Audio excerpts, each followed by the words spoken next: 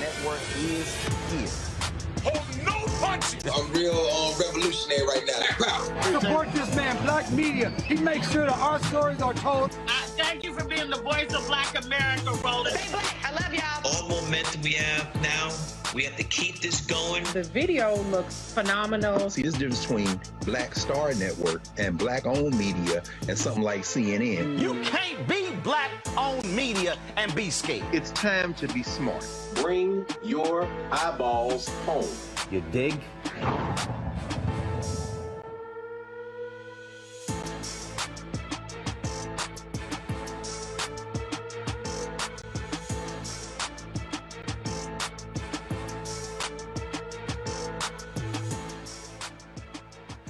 Today is Thursday, June 2nd, 2022. Coming up on Roland Martin Unfiltered, streaming live on the Black Star Network.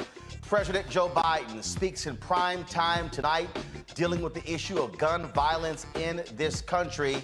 This after just a few hours ago, a mass shooting at a funeral in Wisconsin. Also, they continue to lay the dead in Uvalde. We also know the name of the victim and why they were targeted at the mass shooting yesterday in Tulsa, Oklahoma. We'll also be talking to one of the organizers of a rally being organized by young folks dealing with this whole issue of gun violence. In New York, the New York Assembly, they have passed the John R. Lewis Voting Rights Act. It now goes to the governor for her signature. And Florida Supreme Court refuses to intervene in the congressional redistricting fight. That means the map's Governor Ron DeSantis' push through the legislature will stand, barring a federal intervention. Folks, that and more coming up. It's time to bring the funk on Roland Martin Unfiltered on the Black Star Network. Let's go. He's got it. Whatever the miss, he's on it. Whatever it is, he's got the scoop, the fact, the find. And when it breaks, he's right on time. And it's rolling.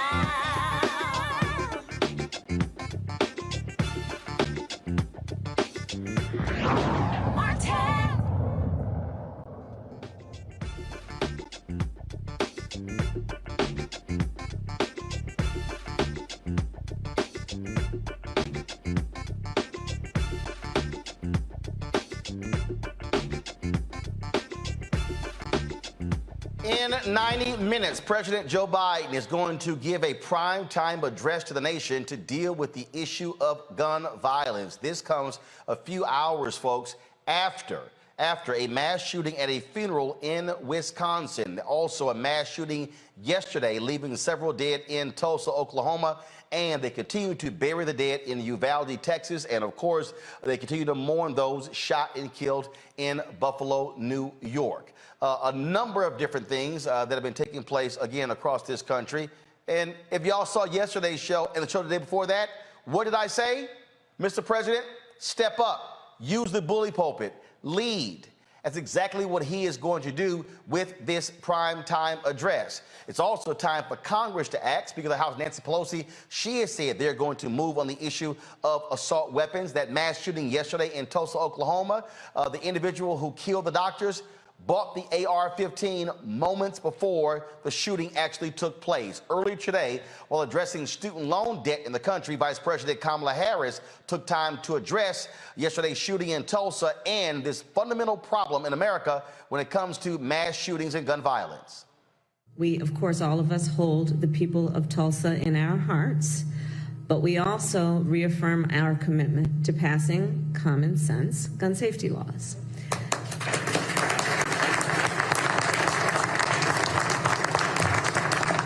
And I don't have to tell anybody in this room, but President Biden has taken more executive action to combat gun violence than any other president at this point in their administration. But we cannot, as an administration or those of us who are here, address this alone.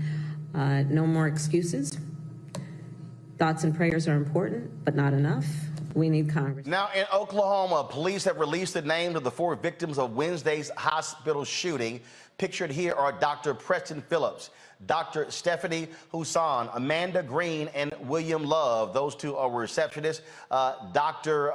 Phillips and Husson were actual doctors there. Phillips was an orthopedic surgeon. Now, several other folks were also shot and injured. Now, police say they were inside the building looking for the shooter within minutes of arriving on the scene. Our training led us to take immediate action without hesitation. That's exactly what officers do, and that's what they did in this instance. They had the right mindset framed and went into action and did a tremendous job. Cannot emphasize enough that we train rigorously over and over and over again for not if, but when, because we have seen the violence that has taken place throughout the United States. And we would be naive not to think that that would not happen in our jurisdiction. Tulsa police identify the shooter as Michael Lewis. They say Dr. Phillips recently performed back surgery on Lewis. Took place last month, and Lewis was not happy with the surgical outcome. Lewis died from a self-inflicted gunshot wound at the scene. Now, today, Congress was discussing this issue, and things blew up at a House committee there when the issue of guns came up. You had Republicans on the committee, some of them even, going through and showing guns during the hearing. Watch this. All right, we don't have that video. Actually, I'm going to have a video for you in just a second, just so you can understand really what took place in today's hearing and just how absolutely crazy it was. It was a House Judiciary hearing that would raise the age limit for purchasing a semi-automatic rifle from 18 to 21. Now, keep in mind, it was lowered even in Texas. Now, the bill would also make it a federal offense to manufacture or possess large-capacity magazines and would create a grant program to buy back such magazines. Now, again, we talk about these particular issues that are happening in the country. You have, as we expected, again, Republicans literally defending their position on guns, and then complaining by saying, how dare Democrats say they're not trying to do anything to deal with the issue. But they're not. They're not, and this is what we're dealing with here. And just so you understand, what took place in today's hearing, which was unbelievable, you had one particular member of Congress who was showing weapons, was like literally showing the weapons during the hearing, and was complaining about the type of magazines that would be banned. Then you had Louis Gohmert of Texas, who really is one of the dumbest members of Congress, who was just so upset at what was being said in the hearing. Just listen to this nonsense, y'all. And accuse Republicans of being complicit in murder, and that we put our right to kill over others' right to live, to infer by rhetorical supposed questions, who are you here for? We must be here for the gunman, is an outrage. How dare you? All right. So Gohmert, he's upset and mad at that. But y'all, come on. I mean, we see exactly what's going on here. You don't have Republicans who are trying to actually do something about this very issue, because what they're most concerned about are the gun manufacturers. They're not actually trying to step up and do anything about this problem. This is one. So what President Biden is hoping to do is, again, use the bully pulpit of the presidency and being able to address the nation with this primetime speech. As we said, that is going to be taking place at 7:30, and so we're going to be carrying some of that. I'm going to show you a couple other things from the hearing. But let's go to my panel right now. Greg Carr, Department of Afro-American Studies at Howard University. Reese Colbert, she, of course, Black Women in Views. You can also hear her with Clay Kane on Thursdays on Sirius XM radio. And we also have Dr. Larry Walker, assistant professor at University of Central Florida. Reese, here's what's interesting here. I mean, bottom line is Republicans want to sort of, run the clock out. That's what they're sitting here trying to do. And to listen to just the incessant whining during the House committee today as they were talking about this whole gun issue, to me was what was unbelievably laughable. Laughable listening to them complain, listening to them say, how this is offensive to us, saying we don't care about the lives of the children, but you don't because you haven't done anything. Yeah, they actually have gone beyond not doing anything. They've actually obstructed any attempt to have common sense gun reforms that a vast majority of the country supports. But Republicans know theater. They know how to cry victim. That's pretty much their entire platform, is victimizing white people, even though the white nationalists and the Republicans are actually the aggressor of diminishing democracy, of taking away rights from others, not minding their damn business, and exacerbating the violence that we have in this country. The Republicans are doing that. And so the Democrats need not shy away from doing exactly what they're doing. And I think they should be even stronger. When they want to pull out their arsenals, then or their weapons, you pull out autopsies of people who have been killed and annihilated through gun violence, through AR-15s. If they want to do political theater, then damn it, Democrats do some political theater as well. Because right now, the message is not getting through that it is Republicans that are obstructing this. When you say we have a commitment to passing gun reform, how? You got to explain to people who the hell is behind blocking it, instead of just, making these generic statements and having these generic statements about the resolve, and we're going to fight and we're going to do all this shit that you really can't fucking do as long as the Republicans are in there blocking it. And you can't appeal to the consciousness of Republicans because they have none. So I don't know what the solution is, but what I know is that you got to fight fire with fire and quit trying to play nice. The time for playing nice is long past, and the time for being civil and, well, if we work together and if we appeal to the Republicans, then maybe they'll make a deal. They ain't gonna make a damn deal. So call their asses out, and every time that there's a new shooting, there's more blood on the Republicans' hands. If people want to understand, again, some of what took place in today's hearing, this is Congresswoman Lucy McBath. Of course, remember, her son was shot and killed at a gas station in Florida by a man who was complaining that his music was too loud. That man is now in prison. He tried to use the Stand Your Ground law as an example. Here's what she said today in today's hearing. Taking guns out of the hands of people who absolutely should not have access to them. And as we know, there were 19 officers outside of the classrooms at Robb Elementary where a gunman executed child after child after child. One for each child that was taken away from us. This false notion of good guys with guns does not work. That has been disproved over and over and over again.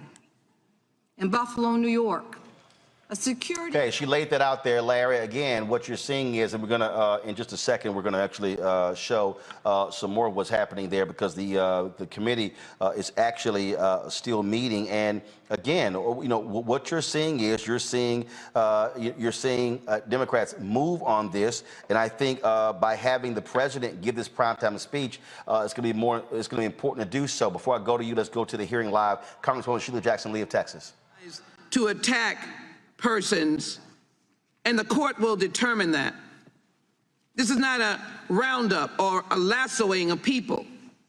This is not to get in the midst of disheveled and disagreed with lovers. How much more are we going to get that doesn't take guns off the street, doesn't stop 3-year-olds from being killed because guns are not stored, or students to be killed because guns are not stored, to not educate the American public about storage, to not educate the American people about trafficking, to not educate the American people about munitions, magazines, and to not educate the American people about the idea of the gun age being too low. And so these red flag laws can save lives. And it is... Larry, that point there, they're talking about the red flag laws, and you've got Republicans who don't even want to put that. They literally do not want to put measures in place to deal with gun safety and to save lives. Yeah, Roland. So, I want to kind of piggyback on what Reese talked about. Democrats historically have failed to really frame this issue in a way that's really important. That kind of, it makes it easy for the American public to understand. We need to really talk about these people who are obstructionists. So the same way they demonize CRT is the same way we need to demonize folks when it comes to gun violence and their refusal to act on these bills. And so that should include President Biden using the bully pulpit, as you talked about earlier. So one of my criticisms of President Biden historically is he's very nostalgic. And he talks about his work in the Senate and even as VP working with members of the other side of the aisle. Listen, those days are over. And you have to bring the hammer down on people starting tonight. And then we see what's happening in the Judiciary Committee hearing. And we should hear the same conversation in the House and Senate. And then in terms of getting the message out at the state level in terms of Texas and New York State and some of these other jurisdictions that have been impacted by this violence. But we made it clear there's a cultural problem. And then once again, the Republicans are being obstructionists. And we have an election coming up in November. And what are, voters prepared to do to make sure we can get some common sense gun laws? The other important thing is, Roland, is that when you look at the stats, the majority of Americans support some kind of gun reform. But Republicans for years have been consistent, at least on this issue, and say that they're not going to move on this issue. So the people need to force them to move on this issue. And for folks who are not prepared to move on the issue, then we need to vote you out and get folks in who are prepared to work with the Biden administration to get something done. Here is an example of the theatrics that I'm talking about. This is Congressman Greg Steube sitting here doing his wonderful gun display. Watch this. In 2021, the Glock 19 was the highest sold handgun in the United States. It comes with a 15-round magazine. That gun would be banned. Right here in front of me, I have a Sig Sauer P226. Comes with a 21-round magazine. This gun would be banned. Here's a 12-round magazine. This magazine would be banned under this current bill. It doesn't fit. because this gun was made for a 20-round, 21-round magazine. This gun would be banned under this bill. Here's a Sig Sauer 320. It takes a 20-round magazine. Here's a 12-round magazine that would be banned. It doesn't fit because it would be banned. This gun would be banned under this bill. Here's a gun I carry every single day to protect myself, my family, my wife, my home. This is a XL Sig Sauer P365. Comes with a 15-round magazine. Here's a 7-round magazine, which would be less than what would be lawful under this bill if this bill were to become law. It doesn't fit. So this gun would be banned. I hope the gun is not loaded. I'm at my house. I can do whatever I want with my guns. Here's a point of order. Is exactly what the Democrats want to do. Now let's just take the policy objectives that they're trying to accomplish and look at the municipalities that have actually... I'm at home. I can do whatever I want with my guns. Greg, you got a big kick out of that. I can think of a couple of things I'd love for him to do with that gun. But anyway. Go ahead. I got a comment. Can I comment? Because can I say something? Go ahead. You punk ass bitch, what you need with all them guns anyway? What you gonna get out in the shootout like the guns of the Navarone? You ain't protecting the damn thing. You sitting up there having this phallic-y, fantasy that you have with all these damn guns and these rounds. We don't give a damn about your guns. Go on ahead and ban them because people like you crazy asses don't even need the guns. Especially if that means that we have less dead children, then yes, your guns got to go, boo, period. So here's what's hilarious here, Greg. He's complaining that, the lower capacity cartridges don't fit the gun. Well, that means that the gun manufacturers won't be able to, make 20, 21 bullet cartridges. You're gonna have to make ones that are lower. I mean, look, okay. You know what I find to be hilarious about this here? I play golf, and you know what they actually do? They actually change sometimes the specs of golf clubs. And they'll say, this is no longer conforming to play in golf. They've been talking about even changing, limiting drivers. It's like it exists. There are rules that limit what you can do in golf. Today, I want everybody, I want to show y'all what's laughable, okay? I just want y'all to just watch this here. So you can understand when I'm talking about, when I say how crazy these Republicans sound. When it comes to this issue of, oh my God, we're changing the rules. So Hideki Matsui is a golfer. And what happened was he teed off today and he got disqualified. And so they explain how he got disqualified in a golf match. Just watch this. Learned right after Hideki had teed off that he may be carrying a club that would be non-conforming. You can see the pictures you just showed on TV. There is a substance that has been applied to the face by Hideki's, one of the gentlemen that works on Hideki's clubs. And to clear it up, that's that white substance that you see on the face. The white paint you see on the face there, Todd. So, Okay, he got disqualified because it's a non-conforming club. And they're bitching because, oh my God, this magazine that's 12 bullets won't fit, but it's normally made for 21 rounds. Really? Right. I mean, part of the reason they're trying to limit that is so you don't have somebody who can walk in and get off 21 shots in a matter of seconds, forcing you to reload and hopefully get someone taken down. They are upset because I can't have a magazine that fires 21 bullets because now they want to limit to 10 or 12. Damn. Oh my goodness. I don't know what I'm gonna do. Well, Roland, that commercial you showed last night, I think, said it all. That chinless bastard is not involved. He was making a commercial today. He wasn't talking to anybody, trying to convince anybody. I think Larry had it exactly right. In your book, White Fear, is coming out. You've been saying this over and over again. This is about a cultural message and a cultural war. Now, like Reese said, the Democrats need to step up. And if Joe Biden tonight flexes his executive power muscle, there is some ambiguity in the law that will allow him to cut it off at the source. You got to define who can actually sell these weapons if he's going to be about it. But here's the problem we have, and the golf metaphor is perfect. You started with the problem. I play golf. Okay, that means everybody's agreed this is the game we're going to play. But see, the white nationalists are playing a different game. When they fought to, when we saw James Craig get disqualified in Detroit to run for governor, the Republicans in Michigan, the white nationalists, tried to get him off the ballot before, because even though he showed up at the damn NRA with guns on his hips saying, I'm going to shoot these guns whenever I want, they said, you don't go far enough. This isn't about protecting your home. This isn't about self-defense. This is about resisting tyranny. That's why they show up with the Don't Tread on Me flags and the Confederate flags at these white nationalist rallies. They want the gun so they can shoot you.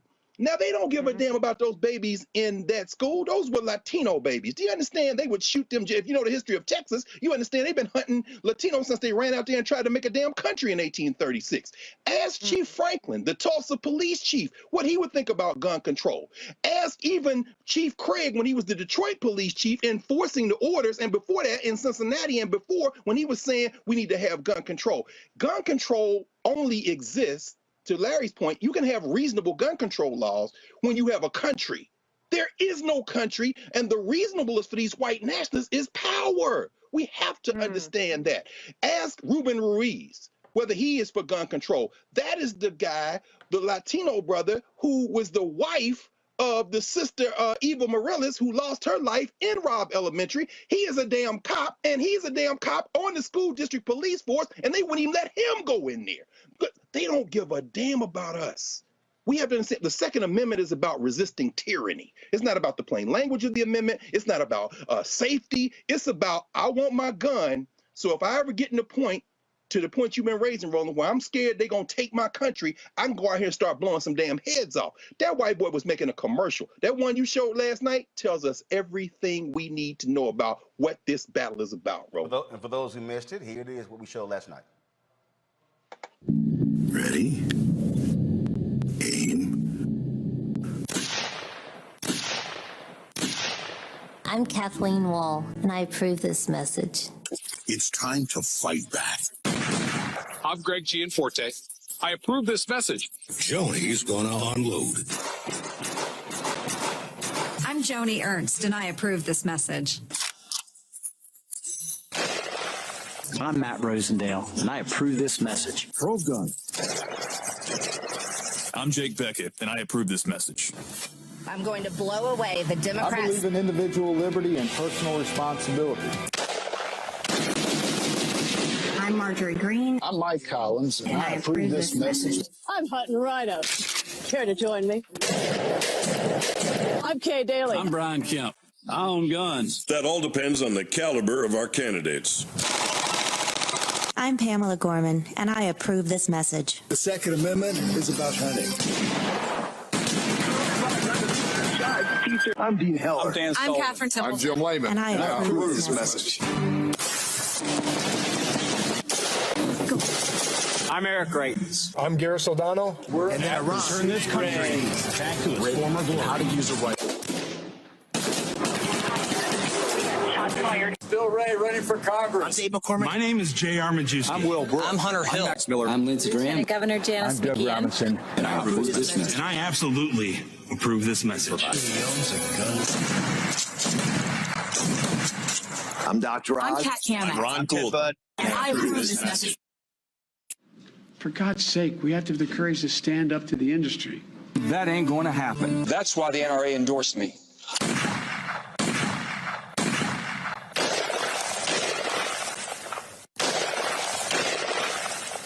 I'm Joe Manchin, and I approve this message. Reese, 2004, when Howard Dean said Republican Party uses God, gays, and guns to appeal to their voters, he wasn't lying. Right. And Obama said it too, and they ripped his head off. You know, that was some sick shit. And I think, you know, Dr. Carr has been saying it for years, and I'm starting to be on Dr. Carr's side about, you know, we may not really have a country, and it might not be salvageable at this point, because there's a real sickness.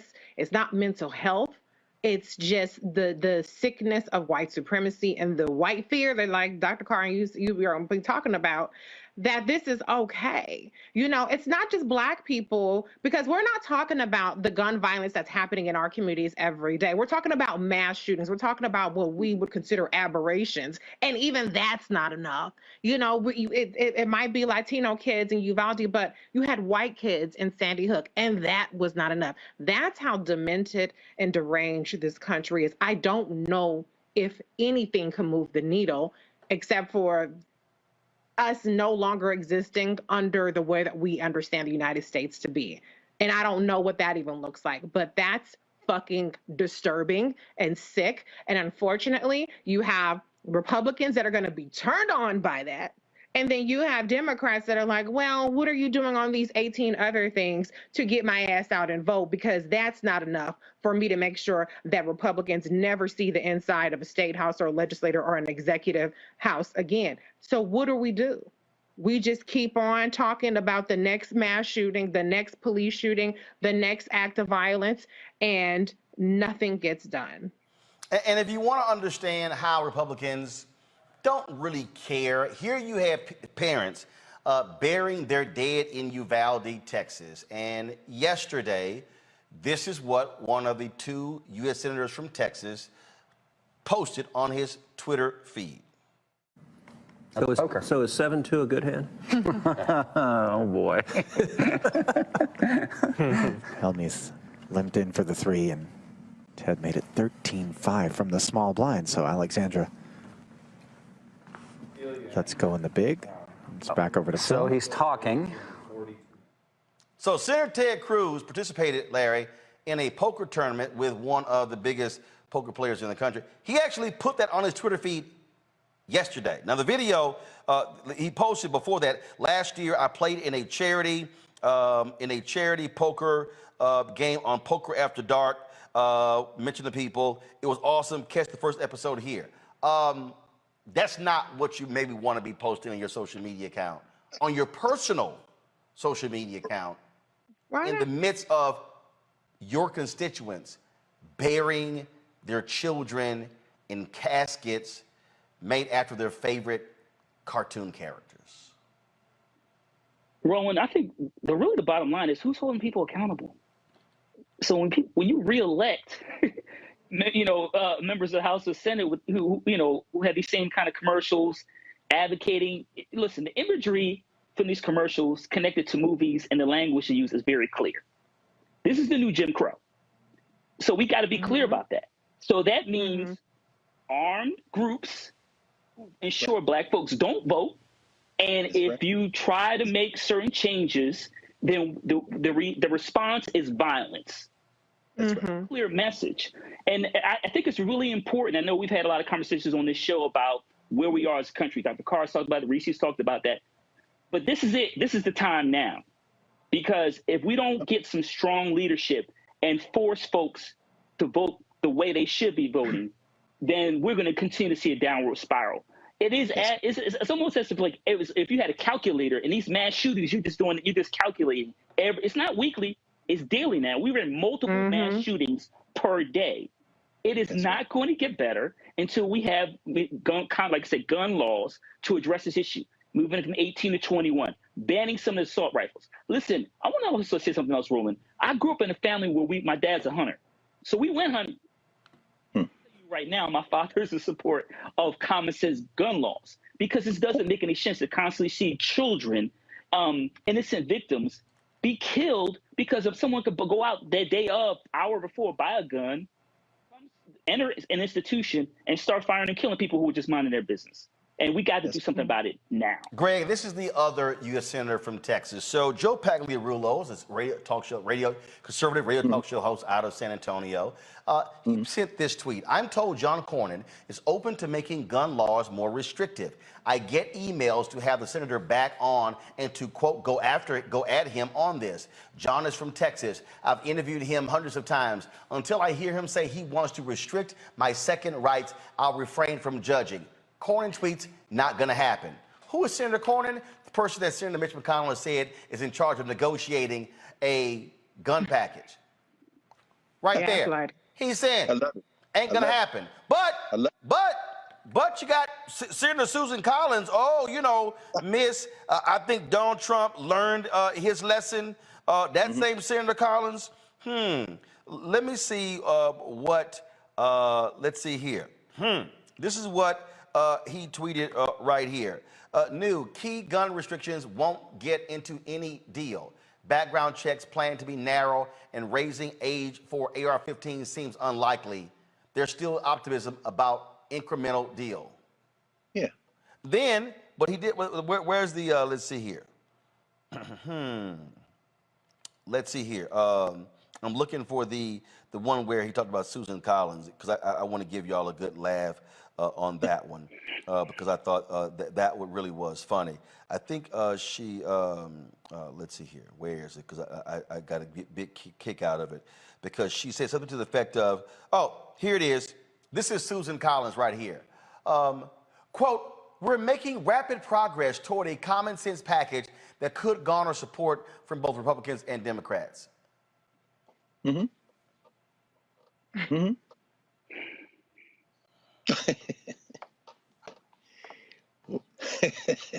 that's her job. She's doing her job.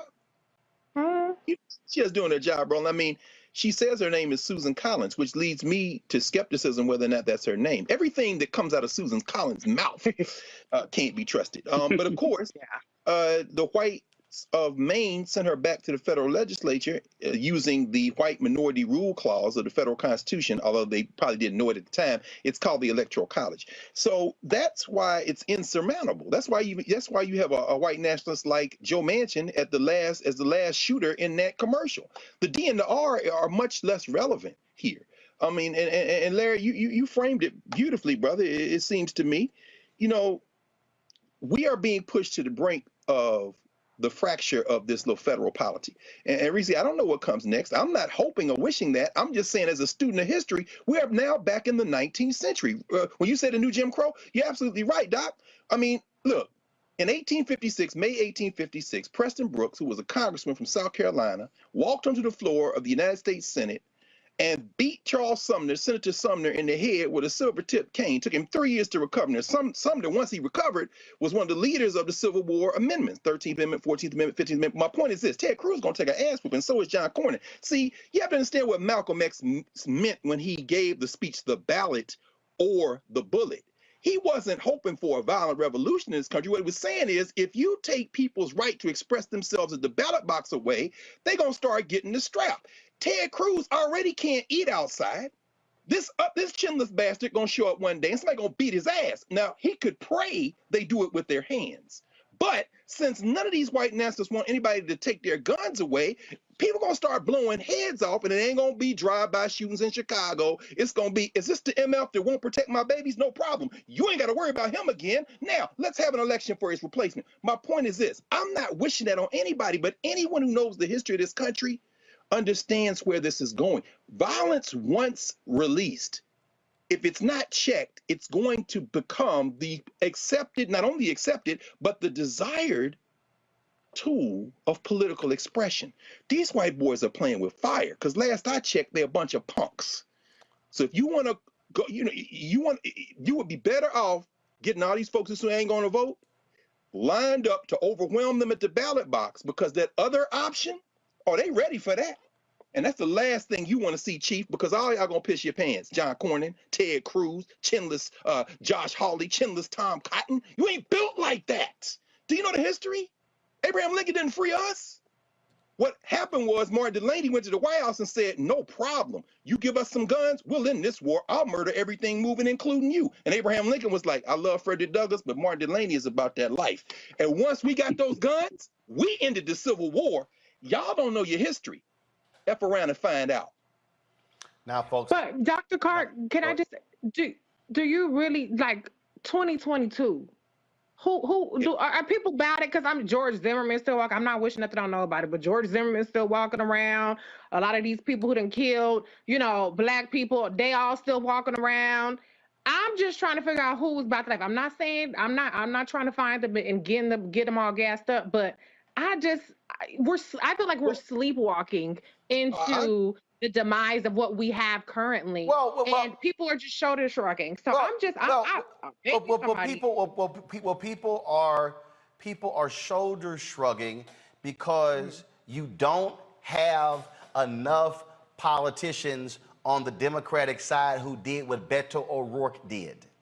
I agree with you on that. See, the fundamental problem that we're facing right now is that, again, how Democrats have always operated. They actually are believing that there are a set of governing rules. There it is. That we all are in the same boat, that we're going to be respectful towards one another, and that, you know what, that common sense is really going to take hold. So therefore, you know what, let me just sort of just respect people. See, this is what I keep saying.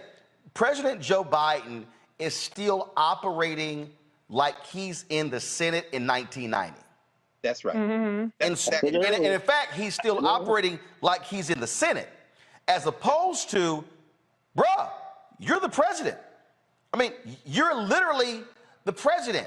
This is how. And see, and again, this was the news conference when Beto O'Rourke, when all those Republicans were sitting up there, and we now know they were lying when they were praising law enforcement. And you now notice they ain't saying how amazing law enforcement was.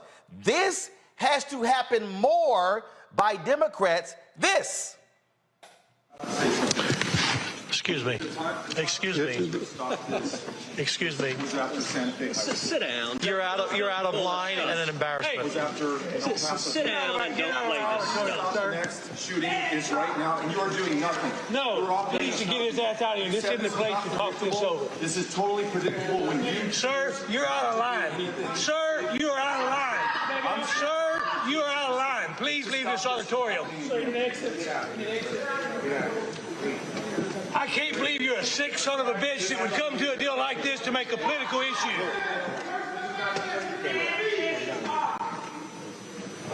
Yeah, you want me to come in? Now see, I want y'all to see.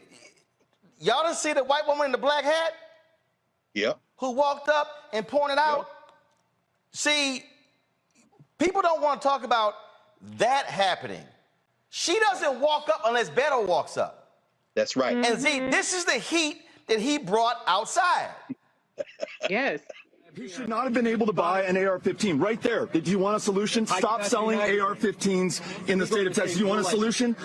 Have universal background checks. We don't have them. You want a solution? Red flag laws or extreme risk protection orders, which stop a shooting before it happens. You want a solution? Safe storage laws. Those are 4 solutions that have been brought up by the people of Texas. Each one of those has broad bipartisan support right now. We could get that done if we had a governor who cared more about the people of Texas than he does his own political career or his fealty to the NRA. And if you need any proof of that, check the schedule for the NRA's convention this Friday right here in the state of Texas. 5 of the worst mass shootings in U.S. history right in this state on his watch. What does he do about it? He goes to the NRA convention to brag about how easy he has made it to purchase guns in this state and to carry them publicly, without a background check, without any training or vetting whatsoever. It is absolutely wrong. In fact, it is insane. The governor talks about mental health. It is insane that we allow an 18-year-old to go in and buy an AR-15. What the hell did we think he was going to do with that? This one is on us. That was how he responded. And what happened yesterday in Tulsa? Man is upset about his surgery, goes into a store, buys an Do y'all... Tuesday, I went to Walgreens and bought a 24-pack of Zyrtec D. I wanted 2. Come on now. Come on. I was told, nope. Excuse me? They last 12 hours. So 24-pack is going to last me 12 days. I don't want to have to come back here, so just give me 2 damn packs. Nope. You're prohibited. Federal law. Come on. Yeah, I was at Walgreens. Come on. Now, I'm like, All right, must be CVS.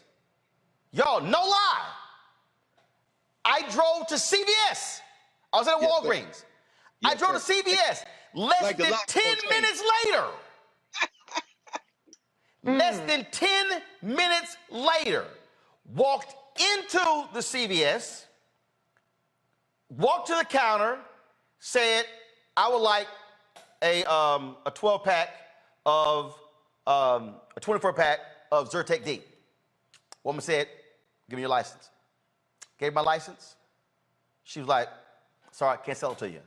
I was already in the system. How about that? Wow. Less than 10 minutes. Why? Because a federal law was passed to keep people from buying Sudafed and drugs like this out of fear of making or mixing with fentanyl. A law was passed. So let me say this again. I could not purchase 2 24 packs of Zyrtec D for allergies. But I can walk into a gun store and buy immediately an AR-15 and buy a shitload of bullets. That's right.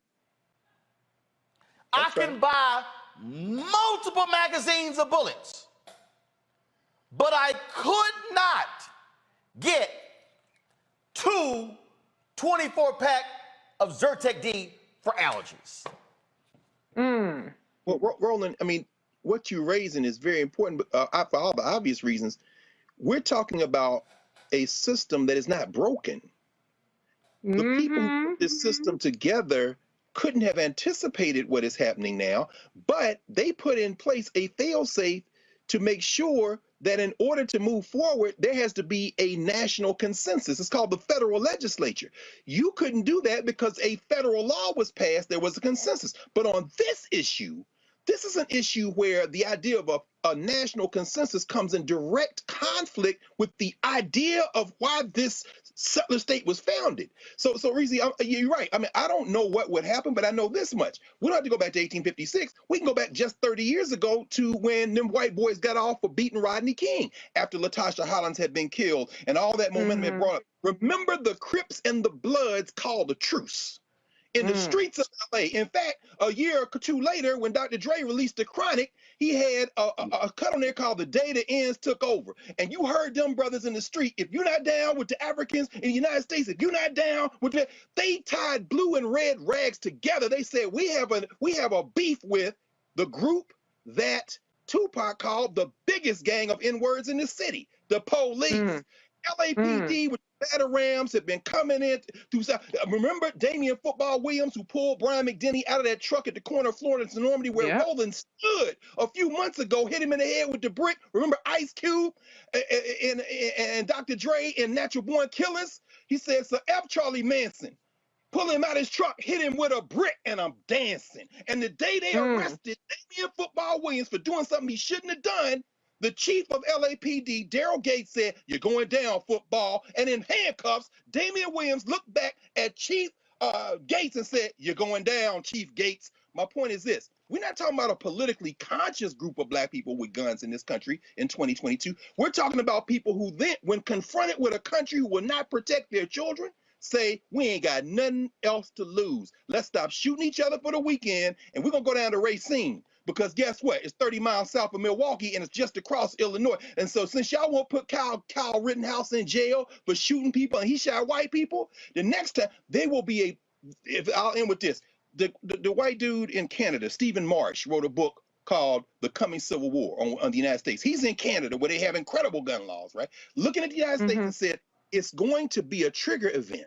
It might be a natural disaster. It may be a flood or hurricane in Florida since you've stripped everybody of the capacity to intervene. But whatever it is, when it pushes this country over the brink, the fracture is not going to be made possible by people who are politically conscious. It's going to be made possible by people who say, I don't have anything else to lose. And frankly, I'm with you, sis.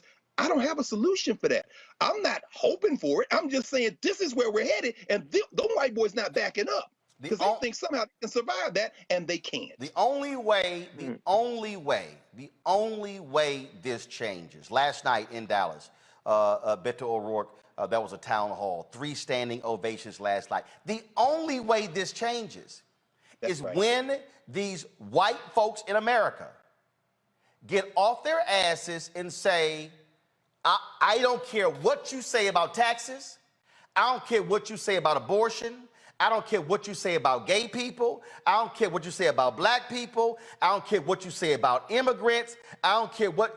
I am not going to vote for you because of your stance on guns. Mm-hmm. But this town hall right here, you've got to show it. More of this has to happen. More of this has to happen. And this can't be 500. It has to be 500,000. Mm-hmm. It has to be 5 million. They have to be penalized at the ballot box.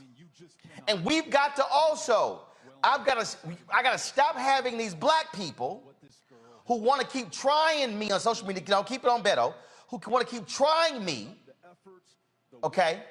Or, y'all, they just giving y'all Juneteenth to make you happy. No, fool, I'm from Texas.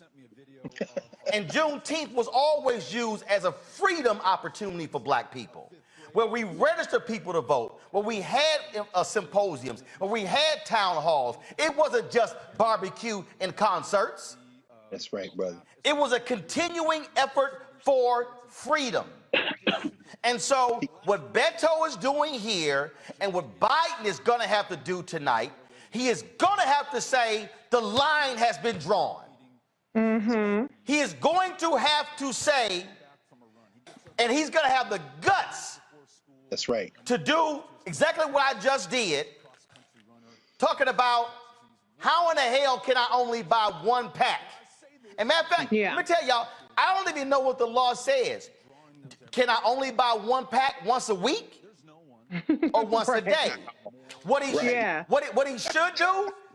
should do is sit here and say, and what the White House should do tonight is do this here. Play the Uvalde stinger.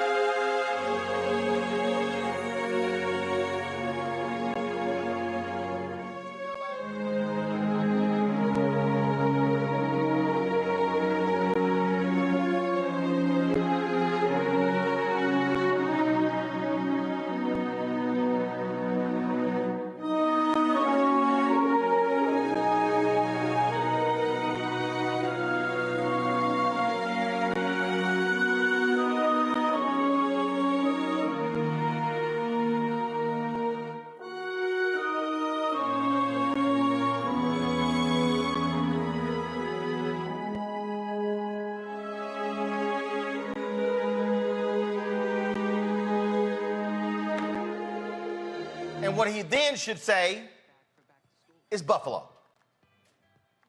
Mm.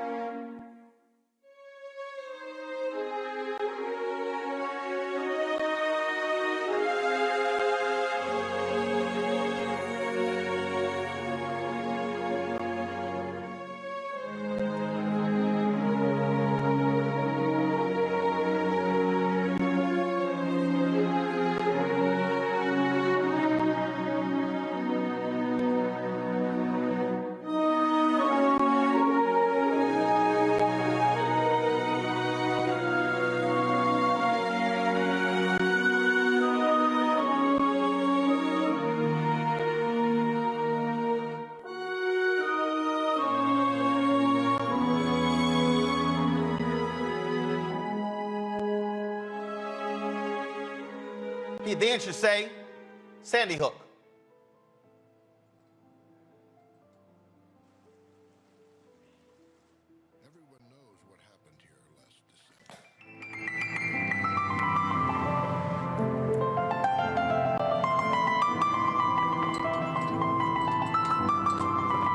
The cards came from everywhere. And now families of Sandy Hook are ready to answer you. Our hearts are broken. Our spirit is not. We will be remembered not as the town filled with grief and victims, But as the place where real change began. 20 of our children, 6 of our educators. gone. Gone. Gone. We know the price of inaction. We will honor the lives lost. This is the time. It's time to turn the conversations into actions. We need you now. Will you stand with us for change? It's time. Will you promise? Will you promise? Will you promise? Make your voice heard.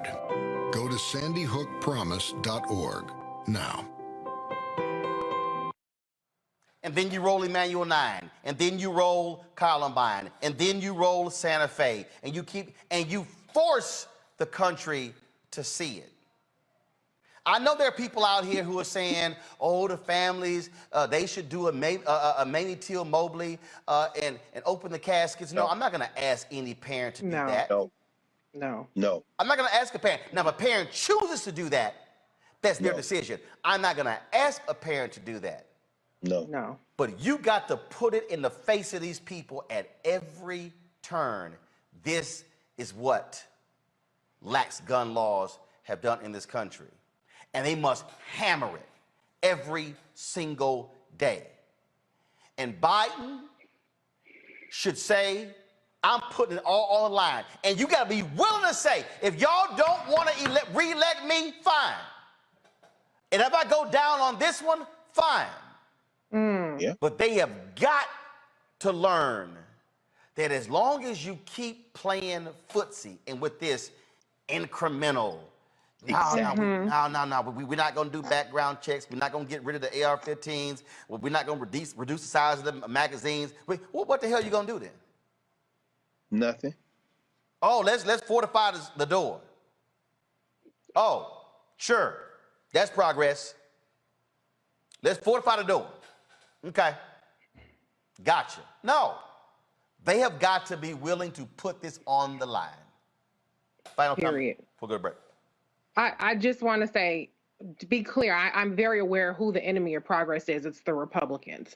But my message for the Democrats is if you're going to lose this battle, if you're going to lose again because of the obstruction and the depravity of Republicans, then goddamn it, lose loudly. Lose with some fucking anger. Quit going out like cowards and losing quietly and losing, oh, well, I guess we're not going to have a deal this time. Oh, well, I guess we're going to go home. Lose loud as fuck and let everybody know who the enemy is. And maybe you might not get slaughtered at the ballot booth in November. And maybe people will wake the hell up and understand what's at stake and who the real enemy is. Because right now it's looking like Democrats are fucking useless. And I don't believe that they are. But when you go out like a bitch and a coward every time, people don't know that you're not actually useless. And that if they put enough of you in there, we can get some damn progress. Indeed. Going to a break. When we come back, we'll talk the California report released with regards to reparations. Will the state actually pony up the resources? We'll talk about that. Also, we'll talk to a young person who is involved with a mass rally that's being planned to deal with the issue of gun violence and that and more. And of course, again, President Joe Biden, his national address speaking to the issue of gun violence in this country. We will carry it live right here on Roland Martin Unfiltered and the Black Star Network. Folks, we'll be right back. We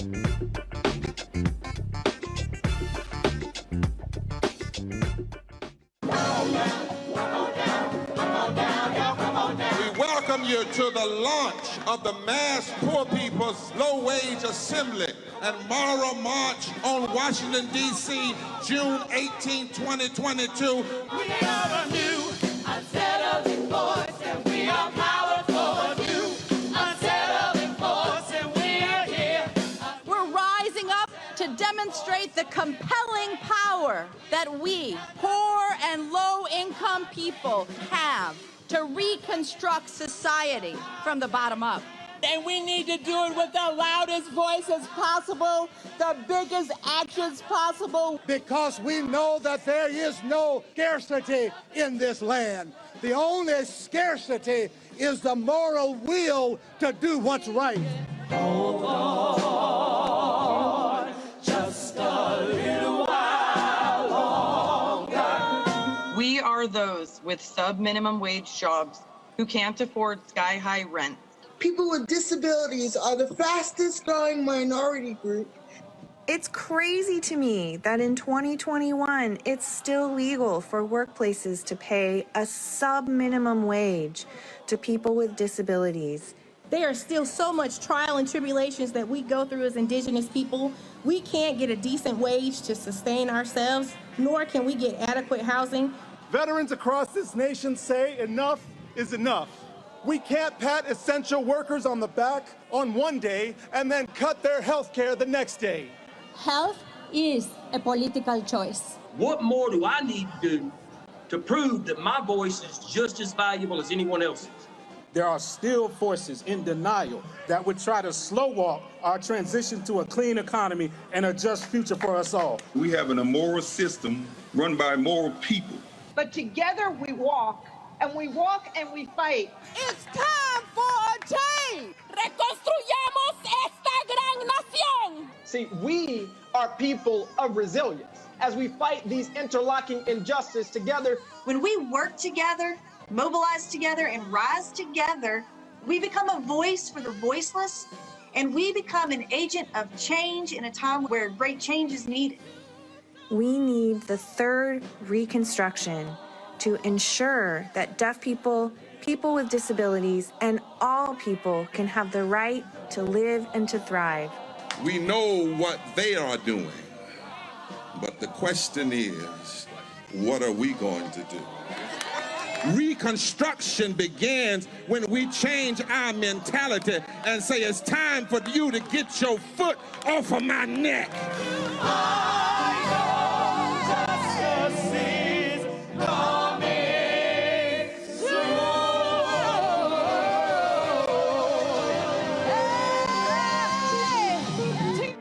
You know, he brought his own sound. So when you have an artist that creates his own sound, like Earth, Wind & Fire, Stevie, you know, they come in, the Beatles, they create their own sound. He kept reinventing himself. He wasn't afraid to change instrumentations or not use drums or not use bass or use the Lynn machine or use real drums or use, you know, pots and pans. It didn't matter. It's just like he wasn't afraid to. The sound was different every time he did an album, completely different, you know? And the things that he wrote about, it was things that he felt he needed to speak about. So a lot of honesty, you know, whether he would admit to it or not, there was a lot of honesty and a lot of things that were real to him. When he gave, you know, I think, for me, he is my favorite, my #1 favorite guitar player in the world. He was. He played with, I mean, and especially, I loved times me playing drums with him, he and I playing together. When I played drums, it was a whole nother thing.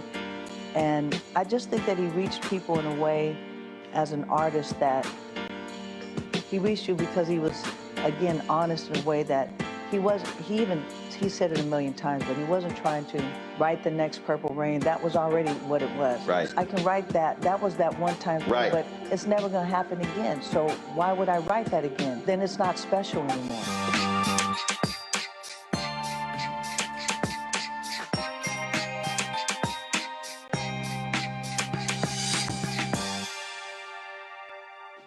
Hey, I'm Antonique Smith. Hey, I'm Arnell J. Hi, this is Cheryl Lee Ralph, and you are watching Roland Martin.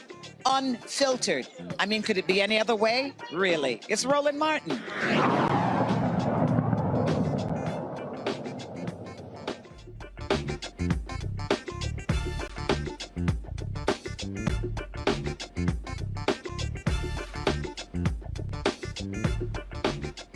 All right, folks, in California, we have talked about the task force that was created there that dealt with the issue of reparations. Now that task force has released a 500-page report that details the systemic racism that African Americans have endured in California, even though when California was admitted to the Union, it was a free state.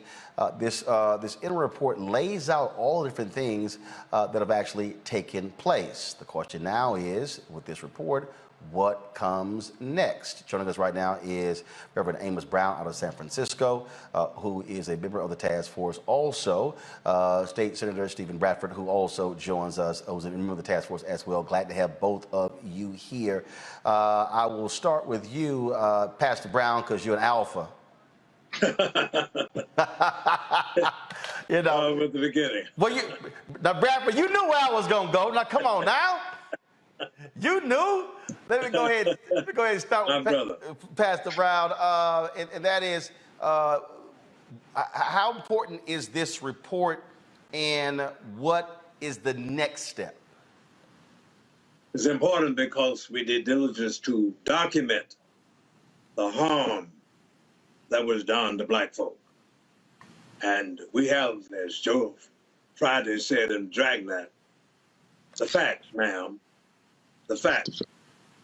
Now it remains for the nation and the world to see what the so-called progressive liberal state will do to pay its debt to black folk. I'm very proud of our task force, very logical, sensible, common sense, and factual way that we approach the task. All right, Senator, so the report calls for reparations and repairs in a variety of areas: education, housing, and the justice system. Some of the recommendations include updating language in the state's constitution, removing racial bias and discriminatory practices in standardized testing, compensating people deprived of profits for their work, investing in and creating free health care programs, and apologizing for acts of political disenfranchisement. Now, you've got some people who believe cut the check. You hear them say cut the check. They want direct payments, but your task force is not unanimous, if you will, on exactly what this repair looks like, correct? That's correct. And that's what the next year is about, putting meat on the bones to shape up what reparations look like. It could be in the form of cash payment. It could be in the way in which you just described, ongoing education at our CSU and our UC system, ongoing health care, first-time home buyer assistance, low-interest business loans, you name it. So that's what the next year is going to be. The first year was explaining the harm, and a lot of times people say, well, California wasn't a slave state, but you can clearly see by this report, we were complicit and really involved in the perpetuation of slavery and all those evils that came along with it. So we can't stand here and say we, don't have any responsibility to reparations. So, Pastor Brown, and so you've had the task force thus far, and so what is the next thing? What's the next step for this task force? The next is to establish a plan for paying us back and making sure that we get this political body politic moving to support our recommendations. That's all that's necessary. It's time for us to act. We've done the study. We've had enough studies about the evils of the slave trade, about the evils of enslavement and segregation. Now is the time for us to push with all of our might to get the same kind of a response that the Jews got in terms of reparations, the Japanese, and even Western Europe got when, after that terrible war, we had a Marshall Plan that represented payback, rebuilding. Now, Senator Bradford, look, you're a lawmaker, and you know what it's like having to get things through the legislature and for the governor to sign. How daunting of a task is this going to be? It's going to be Herculean. It's going to be, as we describe, a heavy lift. It's not going to be easy, no doubt about it. Even from my progressive friends who always want to say, hey, we got to need change, we need to right the wrongs. This is going to be a real profile and courage for the California legislature on both sides of the House to come up and cast a vote on this final product, what we developed in the next year. And I think it's going to be a fair plan. It's gonna, I hope, includes some forms of cash payment. I hope it also includes the fact that we can afford this. And for folks who continue to say California cannot afford to pay reparations, be it in cash, I say that's just a bunch of foo-foo dust. Even if we took 0.5% of our annual state budget and set that aside as it relates to cash payments or funding other programs, the money will be there, and we would miss 0.5% of, as you clearly see, almost a $300 billion budget. So, Pastor, what is going to be? I mean, look, what's going to be the lobbying effort? I mean, you've got to literally, get the votes. And anybody who understands politics, it comes down to counting the votes. So obviously it's got to go through committee. It's got to get out of committee. Then it's got to go through one chamber. Got to go through the second chamber before it even gets to the governor. And so what is that lobbying effort going to look like? Who's sort of putting that plan of action together? That's the next step. We have that on our radar. So have no fear. We know how to count. As Willie Brown would always say, if you're going to be successful in this political process, you must know how to count and know how to get the vote. So we're very much aware of that practical reality when it comes to getting a legislative body to deliver on ideas and programs. Senator Bradford, I mean, look, again, as someone who's had to have to do this, what type of external campaign is going to have to be put together? I mean, it's going to have to be a massive effort to get the House members and the Senate members to be on board with this. It's going to take a public relations campaign. We're going to be working with the public relations agency as we move forward with just the work that we're doing on the task force. That's what we want, the public engagement, and keep people informed. And we appreciate a program such as this to let folks know what's next, what's coming down the road. Yes, it's going to require all of us, especially the Black Caucus, which we stand in unison on coming up with a program to work with our colleagues on both sides of the aisle to come to a realization that this is needed, whether it's, again, in some form of cash payment, some kind of ongoing education program for individuals who have been descendants and suffered from not only slavery, but the remnants of slavery here in California. So it's going to require us to work in all the ethnic caucuses all coming together as well, being supportive of this. But we have a year to pull it all together, but we're going to be working at it. All right, then. And in San Francisco, we have support from the Jewish community and members even in the Asian community. We are in terms of ethnic caucuses. Okay. All right, gentlemen, I certainly appreciate you joining us. We'll see what the next step is and when it comes to what you present to the legislature. Thank you.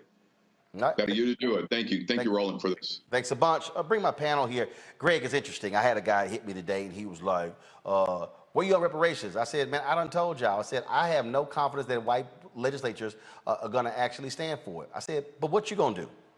See, and that's the thing right there. Greg, it trips me out for the people who yell, holler, and scream, cut the check. But then when you hit them, what are you doing? There's never a response.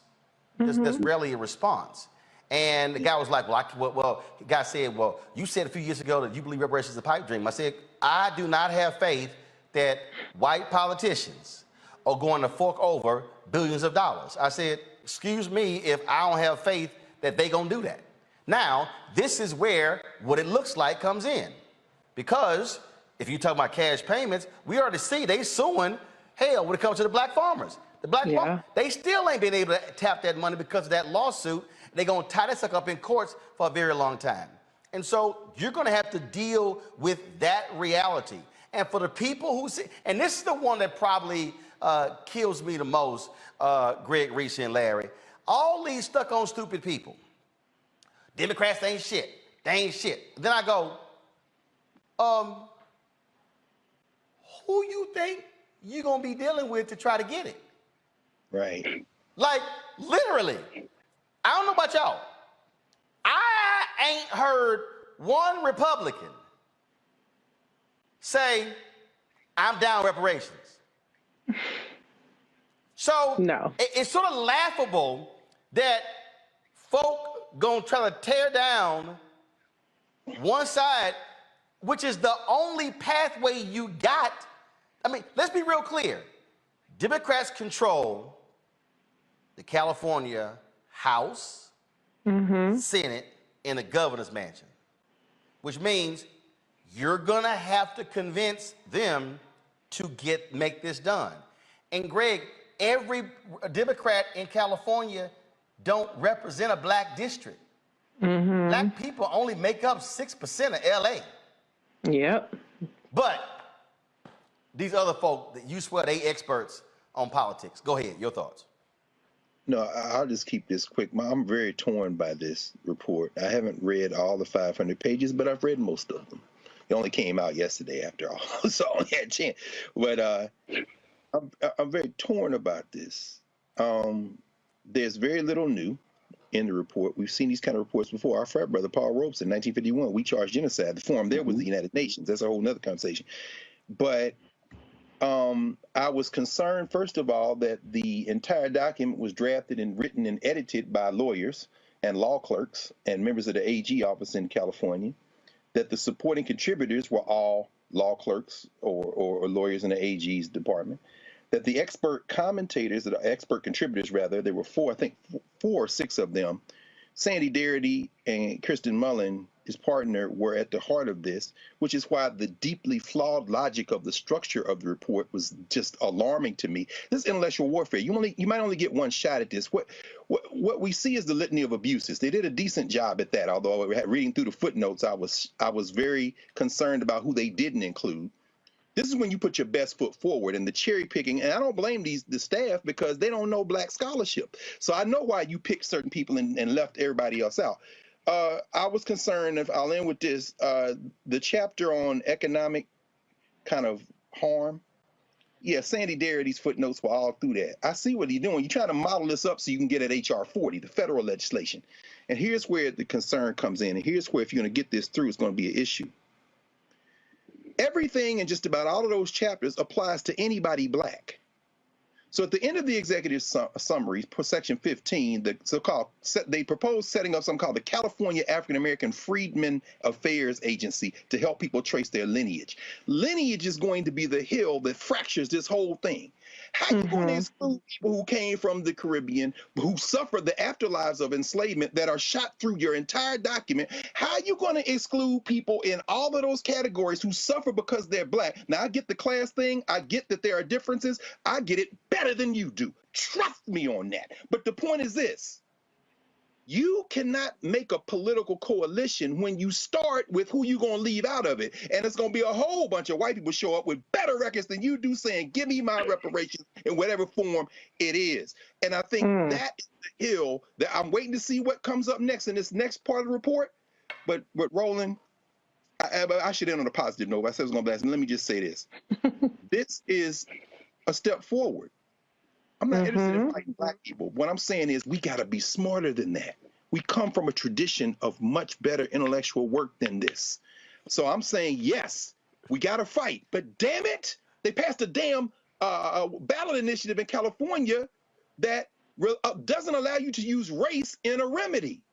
So you just going to accept that? I'm with you, Reese. You got to get out and pass a new ballot initiative to take that off, because they hiding behind interpretation of the law to try to exclude black people. And that's something that I'm torn. The best I can do now is just be quiet. Well, Greg, you had this one person who got people in the chat session going, descendants of black United States slaves only, Dr. Carr.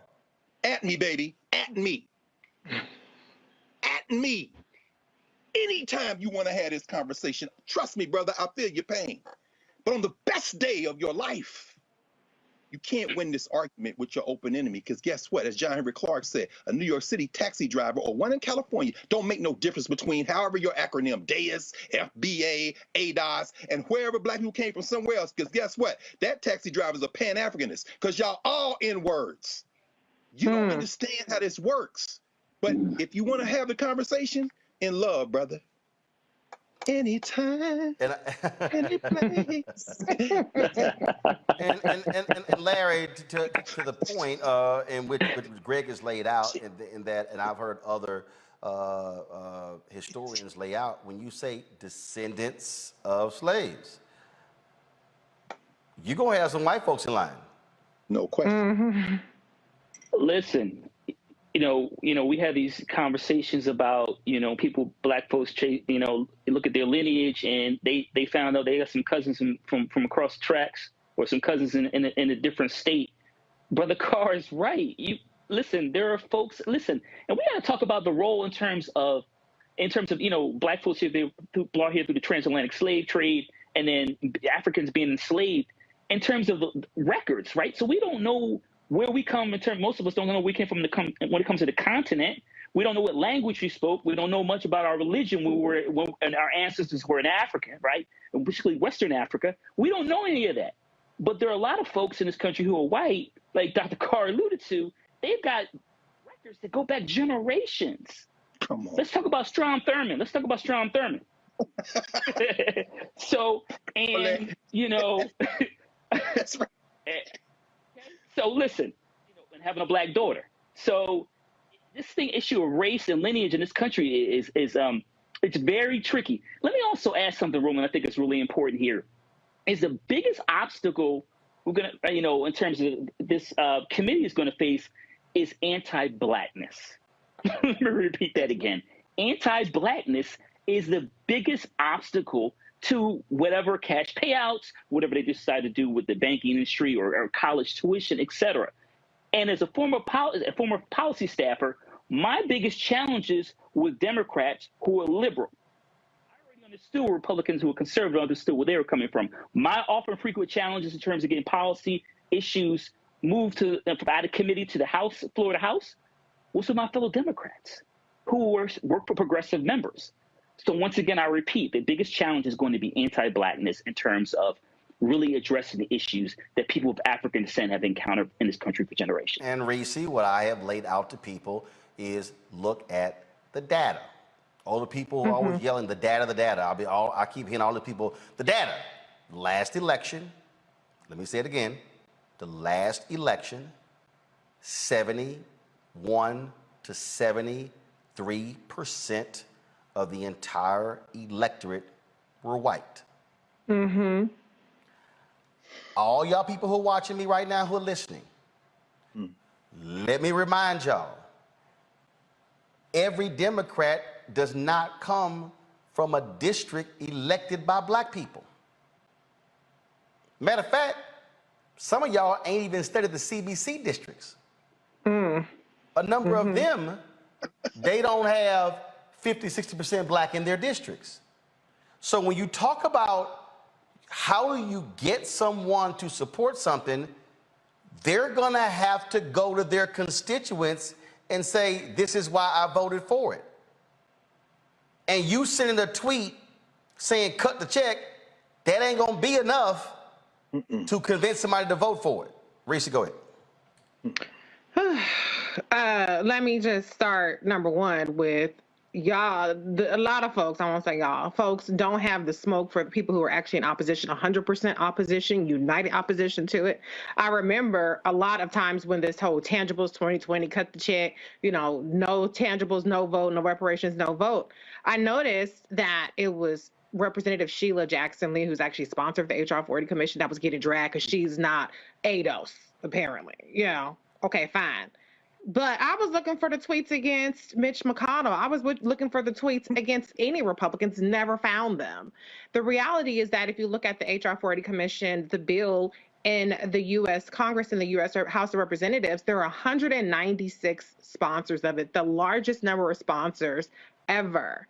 And the CBC only has 55 of those votes. So there are a lot of white people in the U.S. Congress that actually do support HR 40 Commission enough to put their name on the bill. But who I see that gets attacked over reparations is not the Republicans, the 200-something number of Republicans, or even the Democrats that haven't signed on to the HR 40 Commission.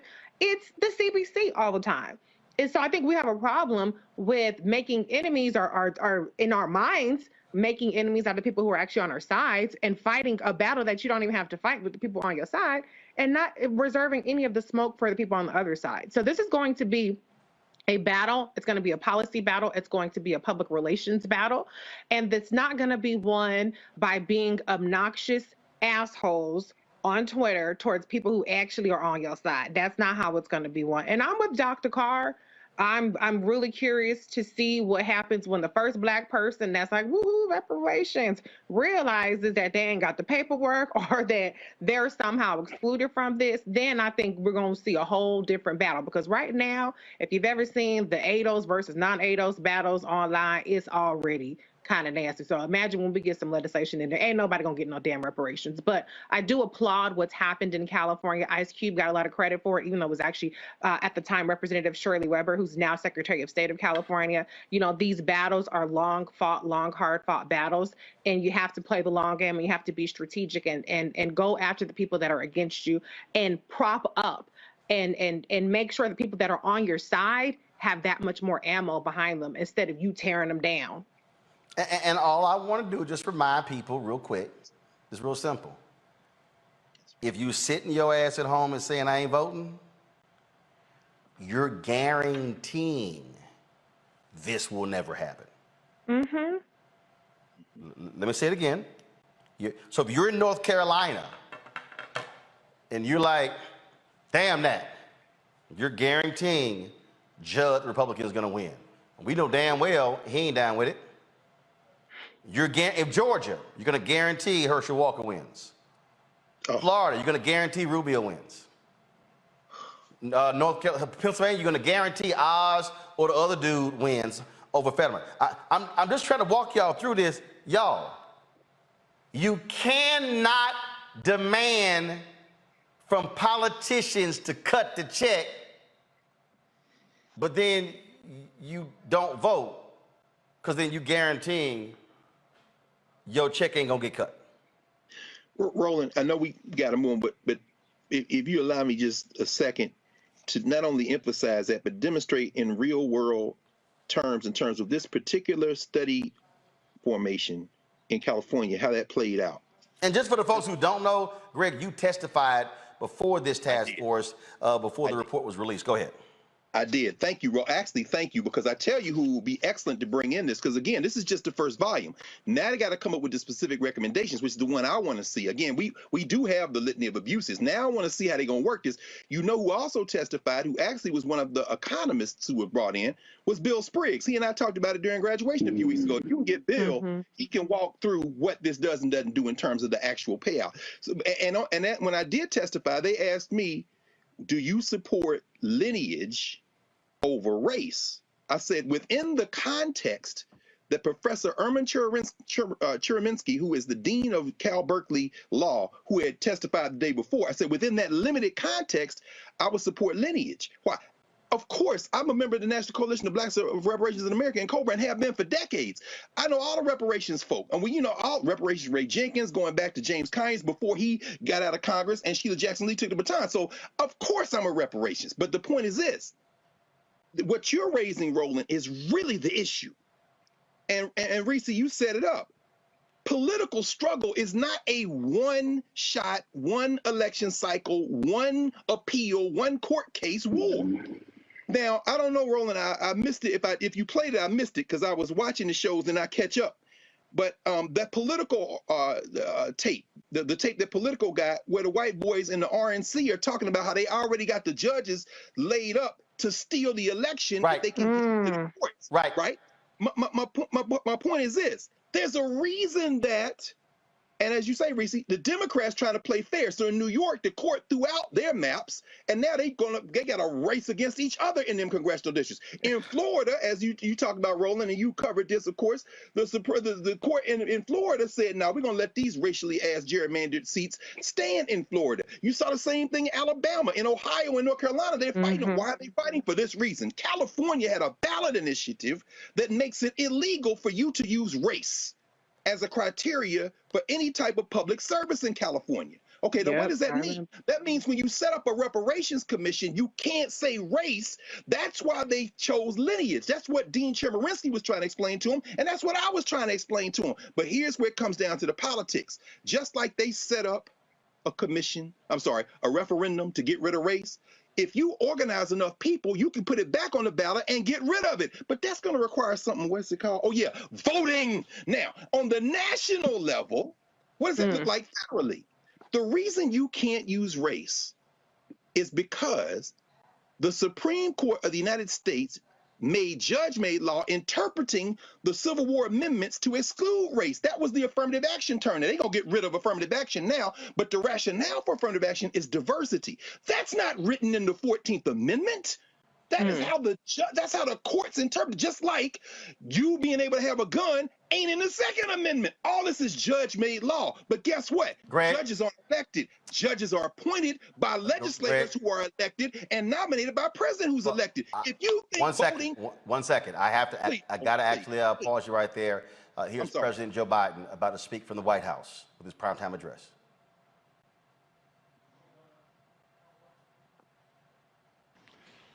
On Memorial Day this past Monday, Jill and I visited Arlington National Cemetery.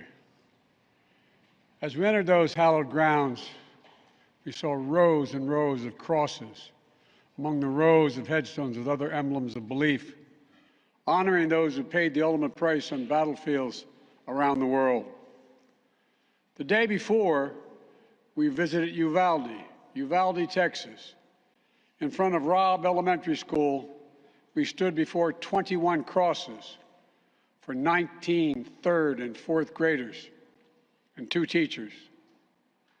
On each cross, a name, and nearby, a photo of each victim that Jill and I reached out to touch. Innocent victims murdered in a classroom that had been turned into a killing field. Standing there in that small town, like so many other communities across America, I couldn't help but think there are too many other schools, too many other everyday places that have become killing fields, battlefields here in America. We stood at such a place just 12 days before, across from a grocery store in Buffalo, New York, memorializing 10 fellow Americans, a spouse, a parent, a grandparent, a sibling, gone forever. At both places, we spent hours with hundreds of family members who were broken, whose lives will never be the same. They had one message for all of us: do something. Just do something. For God's sake, do something. After Columbine, after Sandy Hook, after Charleston, after Orlando, after Las Vegas, after Parkland, nothing has been done. This time that can't be true. This time we must actually do something. The issue we face is one of conscience and common sense. For so many of you at home, I want to be very clear. This is not about taking away anyone's guns. It's not about vilifying gun owners. In fact, we believe we should be treating responsible gun owners as an example of how every gun owner should behave. I respect the culture and the tradition and the concerns of lawful gun owners. At the same time, the Second Amendment, like all other rights, is not absolute. It was Justice Scalia who wrote, and I quote, "Like most rights, the rights granted by the Second Amendment are not unlimited." Not unlimited. It never has been. There have always been limitations on what weapons you can own in America. For example, machine guns have been federally regulated for nearly 90 years, and this is still a free country. This isn't about taking away anyone's rights. It's about protecting children. It's about protecting families. It's about protecting whole communities. It's about protecting our freedom to go to school, to a grocery store, to a church, without being shot and killed.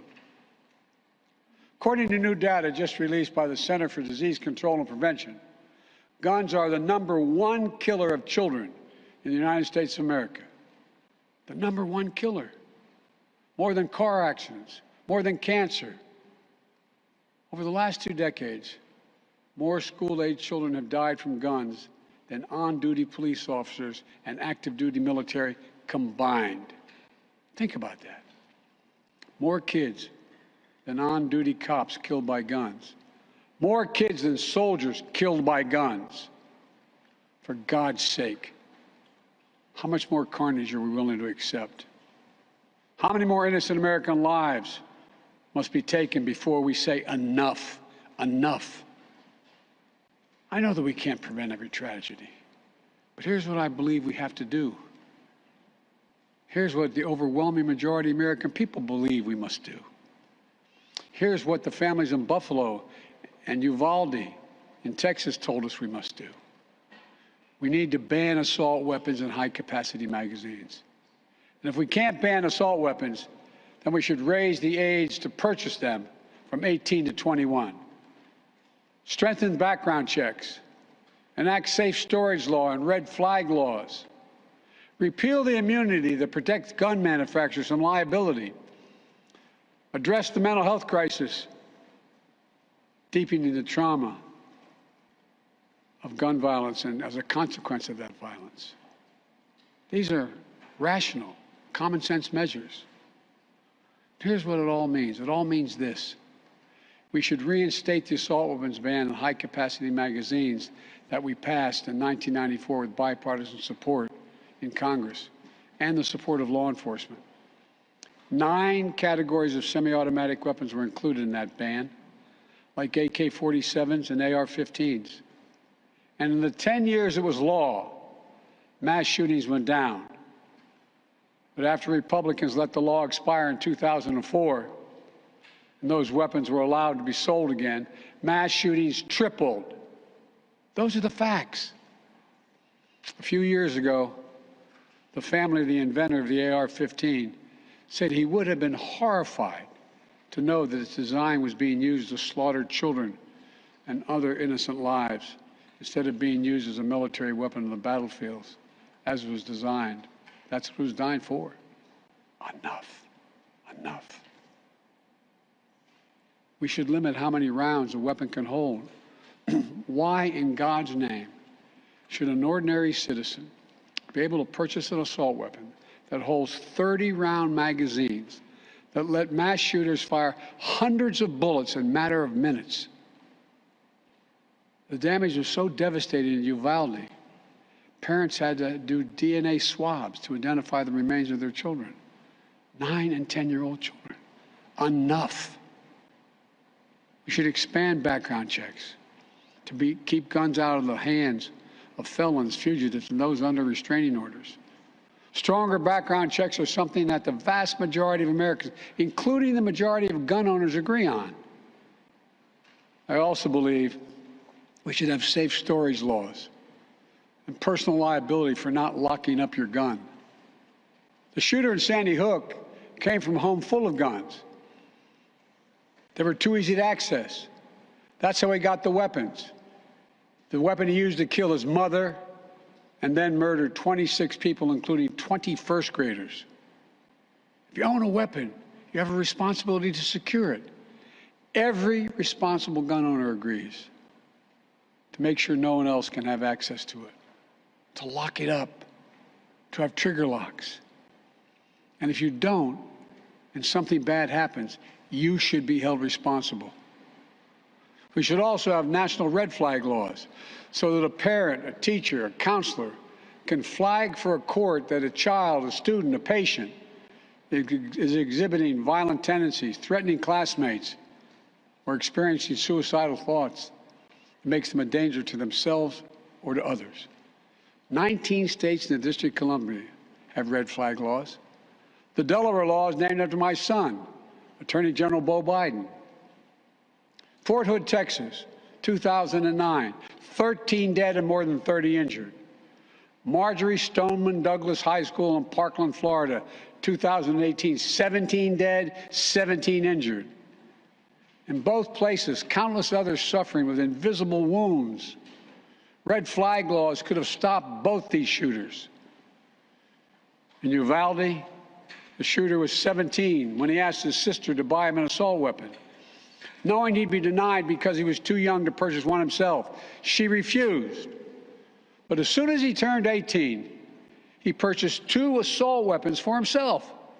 Because in Texas, you can be 18 years old and buy an assault weapon, even though you can't buy a pistol in Texas until you're 21. If we can't ban assault weapons, as we should, we must at least raise the age to be able to purchase one to 21. Look, I know some folks will say 18-year-olds can serve in the military and fire those weapons. But that's with training and supervision by the best trained experts in the world. Don't tell me raising the age won't make a difference. Enough. We should repeal the liability shield that often protects gun manufacturers from being sued for the death and destruction caused by their weapons. They're the only industry in this country that has that kind of immunity. Imagine if the tobacco industry had been immune from being sued, where we'd be today. The gun industry special protections are outrageous. It must end. And let there be no mistake about the psychological trauma that gun violence leaves behind. Imagine being that little girl, that brave little girl in Uvalde, who smeared blood off her murdered friend's body on her own face to lie still among the corpses in her classroom and pretend she was dead in order to stay alive. Imagine what it would be like for her to walk down the hallway of any school again. Imagine what it's like for children who experience this kind of trauma every day in school, in the streets, in communities all across America. Imagine what it's like for so many parents to hug their children goodbye in the morning, not sure whether they'll come back home.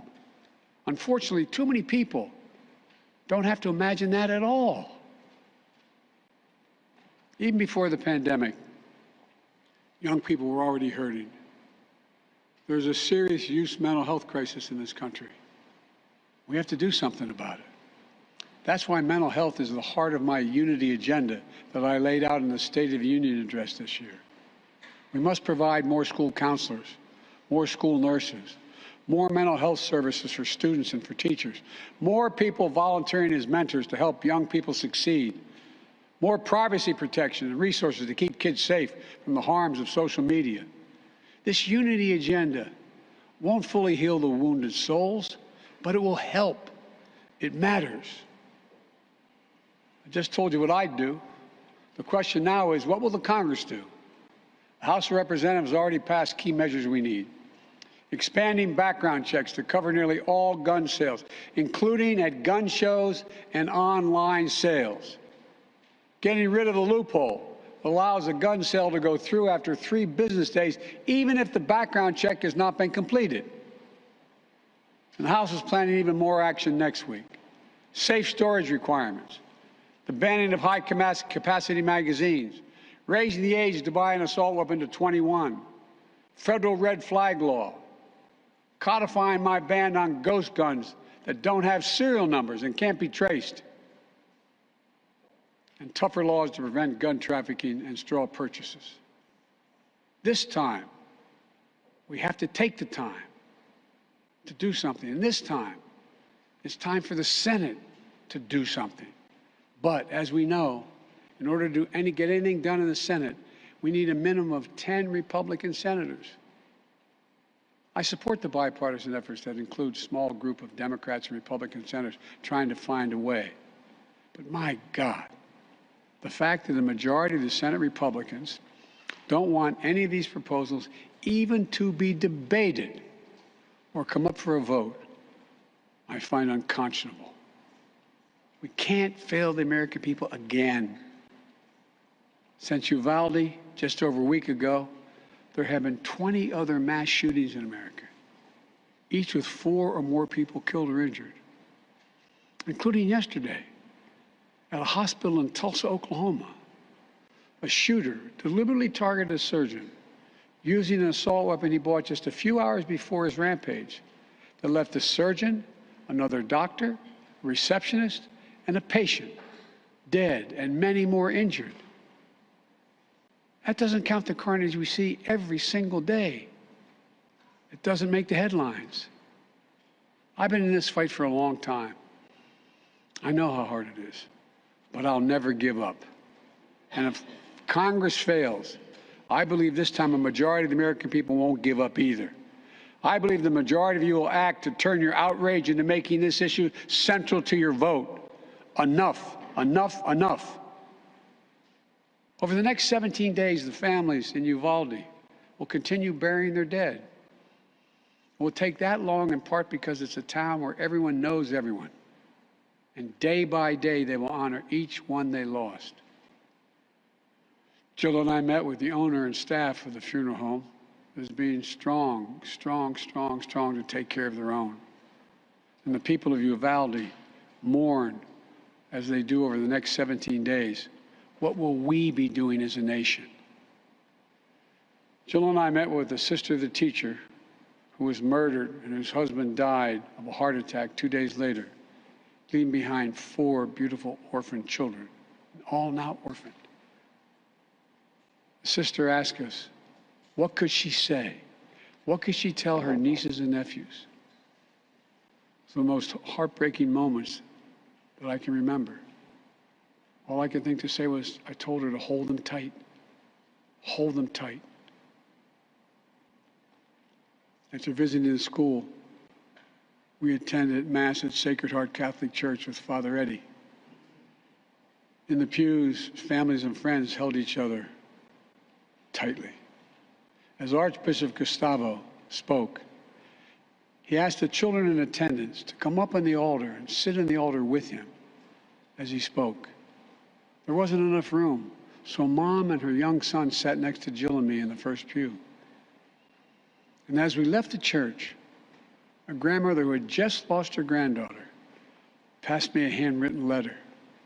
It read, quote, erase the invisible line that is dividing our nation. Come up with a solution and fix what's broken and make the changes that are necessary to prevent this from happening again. End of quote. My fellow Americans, enough. Enough. It's time for each of us to do our part. It's time to act for the children we've lost, for the children we can save, for the nation we love. Let's hear the call and the cry. Let's meet the moment. Let us finally do something. God bless the families who are hurting. God bless you all. From a hymn based on the 91st Psalm sung in my church. May he raise you up on eagle's wings and bear you on the breath of dawn. Make you to shine like the sun and hold you in the palm of his hand. That's my prayer for all of you. God bless you.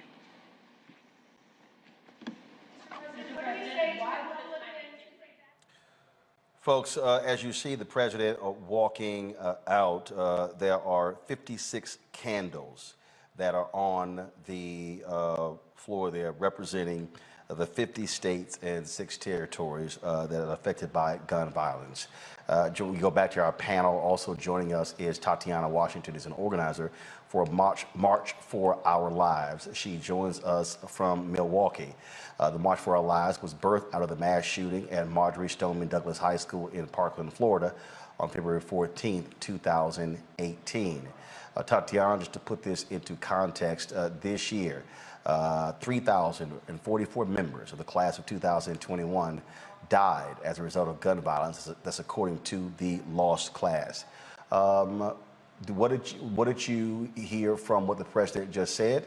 What did you like? What did you dislike? Was there more that you wanted to hear? Just your assessment of his primetime address to the nation regarding gun violence. Definitely, and thank you so much for having me.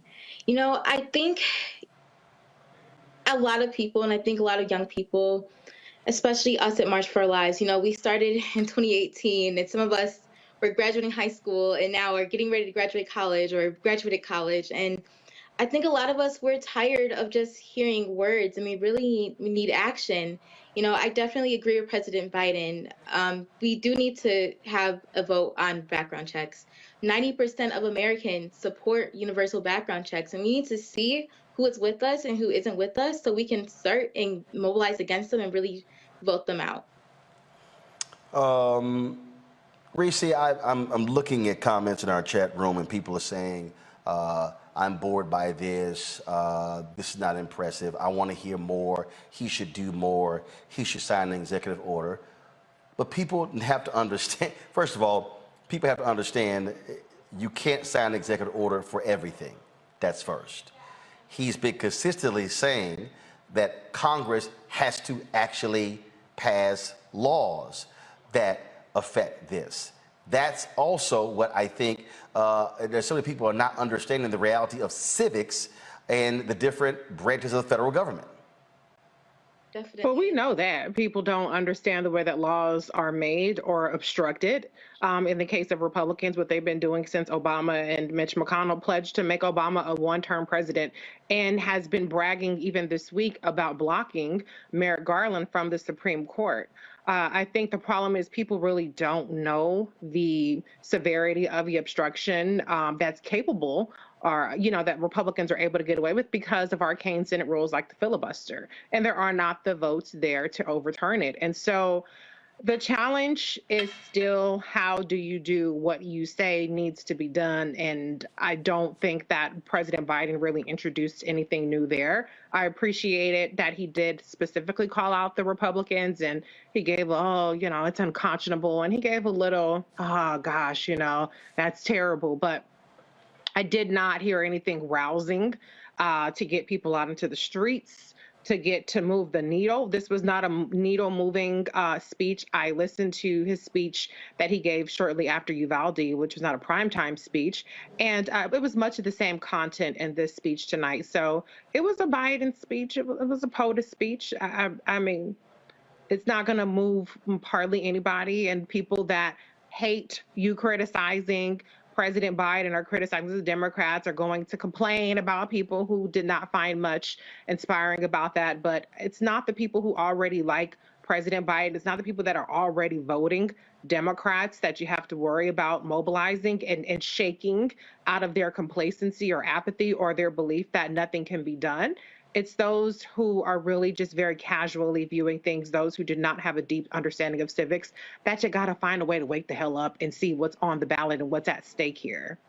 And I don't think that did that. Like I got someone here, Antonio Dotson, who says, Roland, he's the president, he could do more. Okay, Antonio, like what?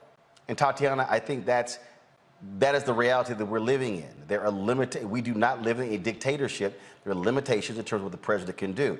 I do believe that the importance of this speech is to be a part of the national consciousness, to help rally and move people to act on this. And I think that's still, I think, what is important here. The question now becomes, how does this White House continue it? Again, getting people to write, to call, the march that y'all are doing on June 11th, the Poor People's Campaign, a meeting on June 18th.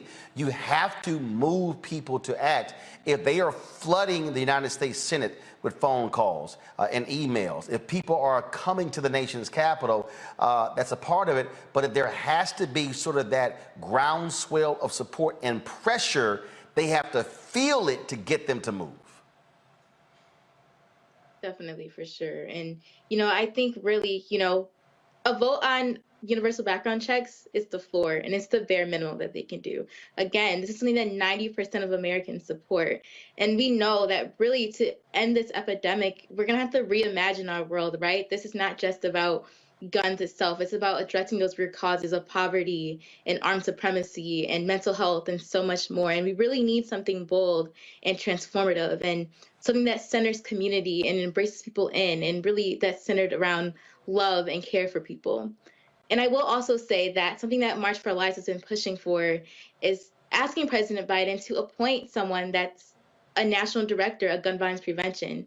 This is something that he can do today without Congress approval. But again, we do need Congress to act and we need people involved, and really hoping that folks do join us on June 11th. And whether it's in DC or in Milwaukee or in Chicago or anywhere else in the country, we're marching all over, and we really need folks on the ground to really say that enough is enough. Larry, as I sit here again, I'm looking at how people are responding, and I have to go ahead and say it. To all of y'all in the chat rooms who are saying, oh, I wasn't inspired, I was bored, he should do more, please tell me how many times you've called your United States Senator. Please tell me when you've emailed them or written them.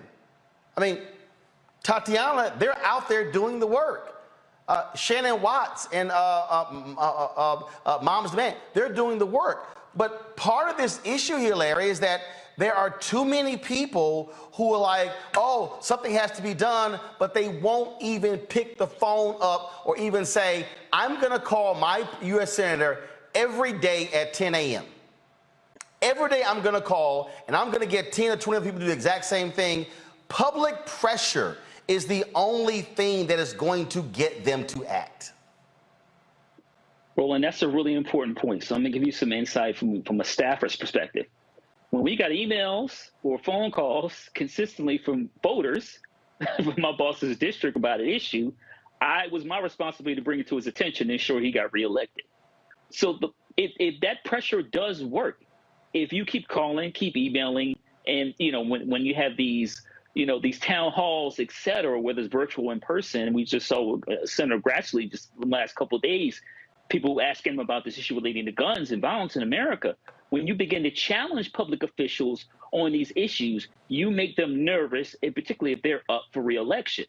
The other thing, Roland, is some of the things you talk about in the chat you talked about civics. It is really important people understand the difference between executive, legislative, and judicial body, right? So when people need to understand those distinctions. But it is really important, once again, this is the point you highlighted, that we pressure these folks to let them know that we want something done now. We're not waiting. And if you don't do it, we're going to hold you responsible at the ballot box. And people, listen, if they want to, get in these chats and make all these points, you got to go out and register people to vote. That's the other thing I need President Biden to make that connection to these issues and use the bully pulpit to say what the additional things that we need to do in supporting DNC and other various nonprofit organizations, progressive organizations, grassroots organizations, to register people to vote, to make sure if people don't want to get anything done now, then come November that they won't be in office anymore. Tatiana. But Roland, can I point out that Biden didn't even ask people to call their senators? He could have easily said there's bipartisan negotiations happening right now. If you think that Uvalde is too much, if you think Buffalo is too much, if you think Tulsa and every other day we have a mass shooting is too much, then call your senators. Get out there and march. He has not called for that himself, which is not something, so you can't just say, well, we have to do that. That's what the bully pulpit is for. We understand, most of us understand, or many of us understand, that he is limited into what it can pass through the legislature, but you're not even calling for pressure on the legislature. And I'm not crediting Trump by any means, but one thing about Trump was going to call your ass out. McCain is voting against this, or Mitch McConnell, or whoever the hell the situation, whoever he had a grievance with. And I'm not saying you have to go that far, but my point is that he has the audience in the bully pulpit to at least tell people to call your senators. And he's not doing that. And that right there, Tatiana, is, again, for me, when I talk about if you're going to use the bully pulpit, you have to direct people. People out here going, okay, I want to do something, but they literally don't know where to go. He has to actually do that. The White House has to do that. There should be a war room set up in the White House right now when it says that we are going to make this issue our top issue, and we want to see it done before the November election.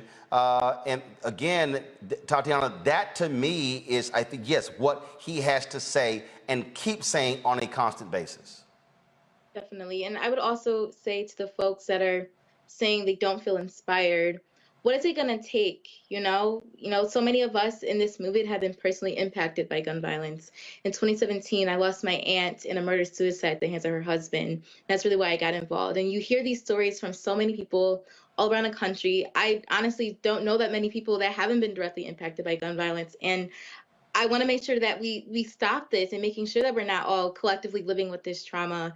There was once a young girl who was about 12 years old came up to me after I did a panel and told me, it's not it's not if I get shot, it's when. And we really have a generation of traumatized kids and traumatized adults, and enough is honestly just enough. And we need everyone to come forward and really fight to end this epidemic. And that right there, I'm so glad Tatiana said that, Greg. When we played those videos of Buffalo and Uvalde, I mean, I saw how it touched you emotionally.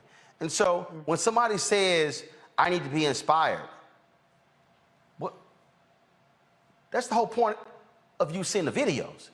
Right. The video should piss you off. Thinking about the 9 dead at Mother Emanuel, that should, I mean, that's the piece there. And so I agree with Reese. President Biden should have done that. But if you're sitting here watching this show right now and saying, oh my God, I need Biden to inspire me, what the hell were you doing an hour ago? Right. We showed you the faces of 19 kids and two adults dead in Uvalde, and 10 dead in Buffalo, 9 dead again at Mother Emanuel. The kids dead at Santa Fe. The folks dead, 26 dead Sulphur Springs, 23 dead at the Walmart in El Paso. Hell, an 86-year-old black grandmother at her grandson's graduation on the campus of Xavier University 2 days ago, dead because a shooting broke out. 4 dead Tulsa yesterday. 5 shot at a funeral today in Wisconsin. So what the hell you mean you need to be inspired? Right. That's because they show Will Smith slapping Chris Rock and everybody talking about that, or Johnny Depp and Amber Heard. You know, you're dead. You are dead. That's all. You're dead. If you don't like it, I really don't care. Roland, the first time we met and had our little back and forth where I realized you were a Twitter assassin. It was you were moderating a conversation after showing 12 Years a Slave. I've only watched that movie one time because the historical inaccuracies bother me, this kind of thing. But the one thing that motivated you that night with such passion, among other things, was the brutality that Steve McQueen showed in that film. It's too much for a lot of people. A lot of young people say, I don't watch no slavery films. Why? It's not because you are dead inside. It's because when you see our people get whipped, that's why Roots had the impact it had in the 70s. That wasn't Kunta Kinte. That was John Amos. You understand? That was Maya Angelou and Cicely Tyson. You knew those people. Even O.J. Simpson in there. I mean, you saw people get whipped who you knew. Now, why do I say all that? And Sister Tatiana, I'm going to tell you, sis, we never met personally, but I love you and I love all of you young people who are doing this because you have a faith I don't. I have no love for this country because I know too much history. You see, there was a time when you were bought and sold and your womb was used as an ATM.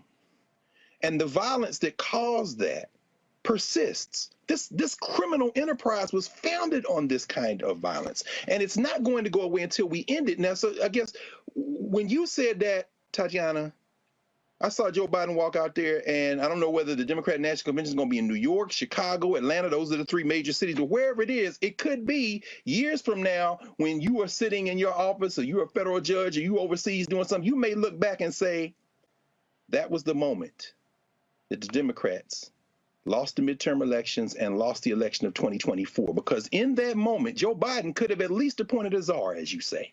It has his power. He has the power to do that. What he also could have done, he talked about, what did he talk about? He talked about renewing the 94 to 2004 assault weapons ban. And Dr. Walker, Larry, you may have been on the Hill or around there, so you could probably walk us through what happened. Of course, they let it lapse. But then 4 years later, Obama was elected, and that's when the real shift took place because they said, oh, my God, look, a Negro. We must never let that happen. That's when the United States went over the edge, and the White Nationalist Party dropped all pretenses. He said you should lock up your guns and have the trigger locks. Okay. Then he said you should have the red flag laws. Okay. And 19 states have them, and the one in Delaware is named for my son. Okay. And then he started talking about mental health and counselors and nurses and okay, that's right, mentors. Or where's he going with this? And then he said, and that's why Congress must act. The House has passed legislation, and in the Senate, and I said, here he goes. He's about to blow up the filibuster. He said, we need 60 votes. You motherfucker. See, President Biden, sir, I can't call you brother because we don't have the same lineage. I know y'all like that 8 eyes people, but the point is this. You believe in something that doesn't exist. Right. Malcolm X said you're speaking a language they don't understand. Do you understand today that a white nationalist congressman from Missouri, from the 7th District, Missouri, around Springfield, named Billy Long, said he wants to get reelected and he's going to push to get Kamala Harris out as vice president, put Trump in, and then push to get you to resign, sir?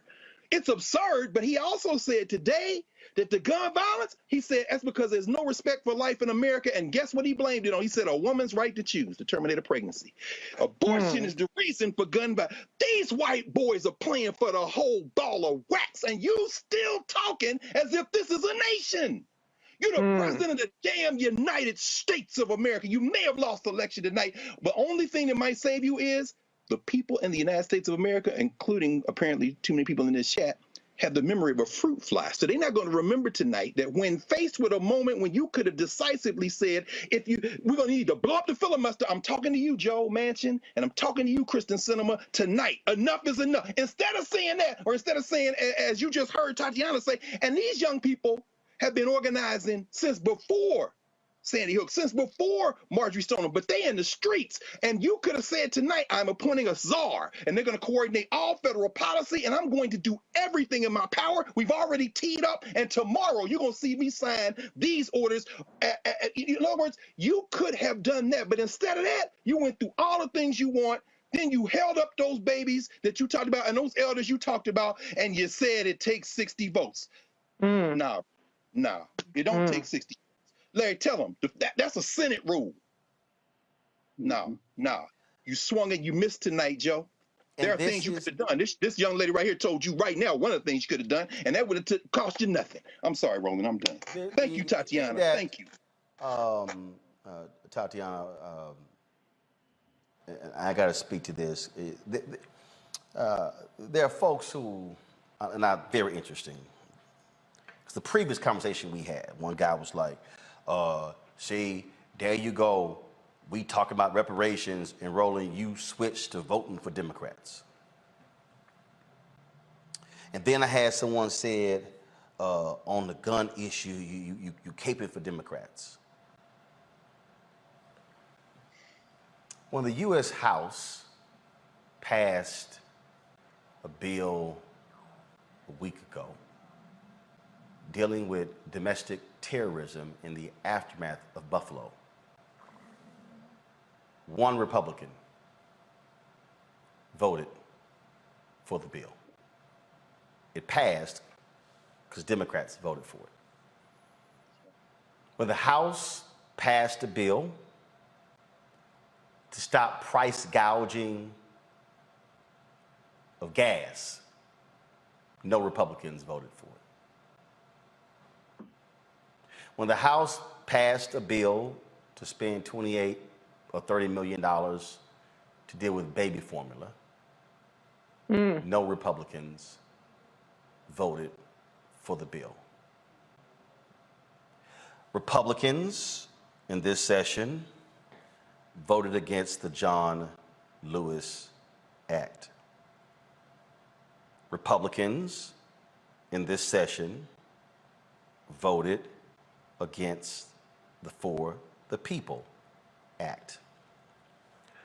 Senate Republicans blocked the bill dealing with terrorism. When Donald Trump went to the White House, one of the first bills the Republican House repealed was an Obama-era rule that dealt with ending discrimination in auto lending. So for all of y'all people who keep saying, oh, who he's caping for, oh, he keeps moving to talking about voting for Democrats, please tell me who the hell then else out there is going to vote for it. If the entire Republican conference, except one, voted against the domestic terrorism bill after 10 black folks were gunned down in Buffalo, well then who the hell would I say we should be pressuring to vote? If nothing can move right now because of the filibuster, Yes, sir. because of Sinema and Manchin, That's right.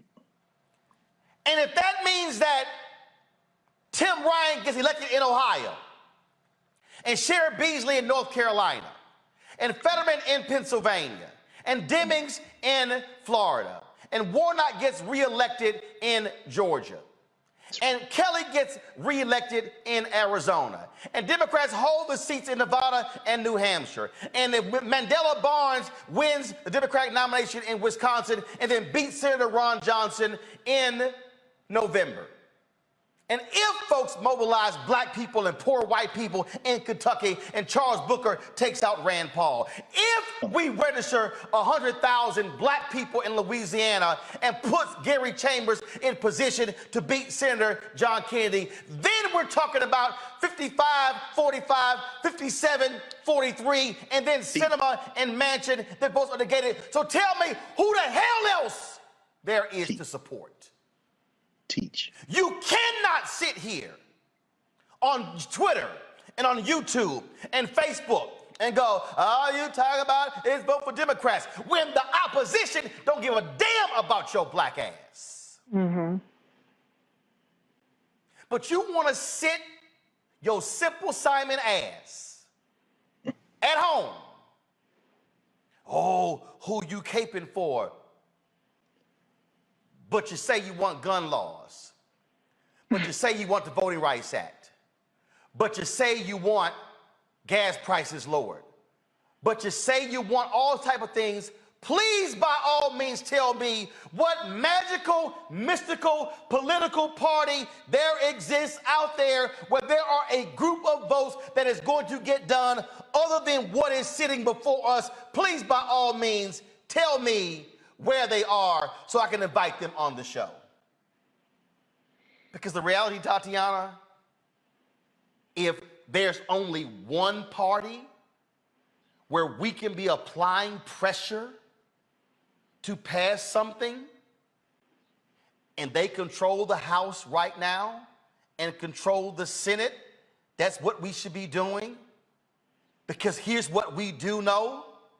If the Republicans who are in the minority right now get control of the House and the Senate after November, there is a 100% guarantee that we have no shot at getting any of this.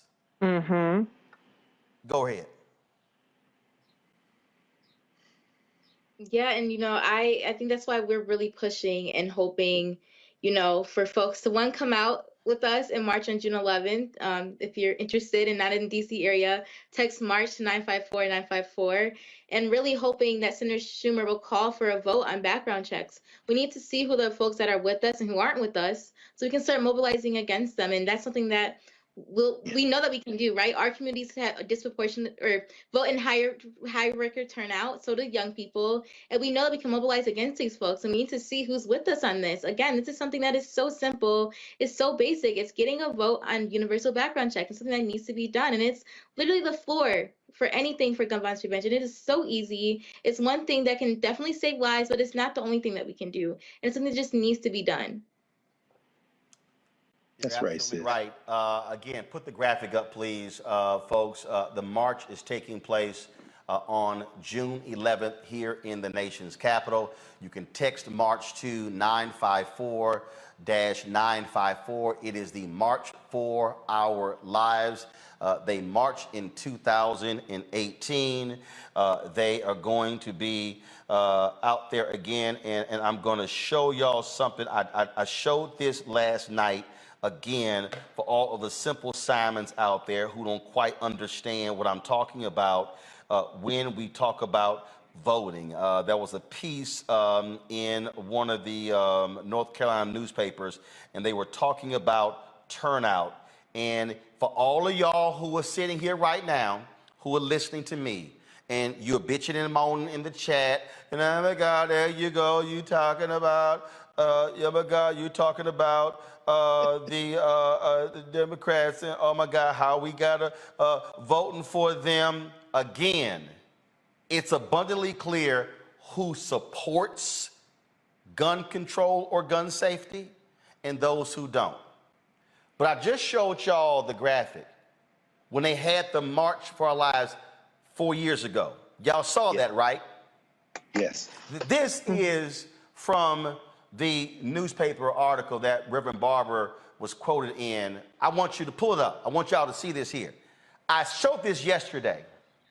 In 2008 in North Carolina, the black voter turnout was 73%. I need y'all to listen to what I'm saying. 73%. It exceeded the white turnout of 71%. In 2020, the black turnout dropped by 3 points. The white turnout increased by 8 points. Yes, sir. That's how Tom Tillis was able to beat Cal Cunningham. That's how Sherry Beasley lost the state Supreme Court justice, the Chief Justice position, because of that. She lost by 400 votes. Listen to what I just told y'all. Sherry Beasley, who's not running for the United States Senate, was running. She was the Chief Justice of the North Carolina Supreme Court.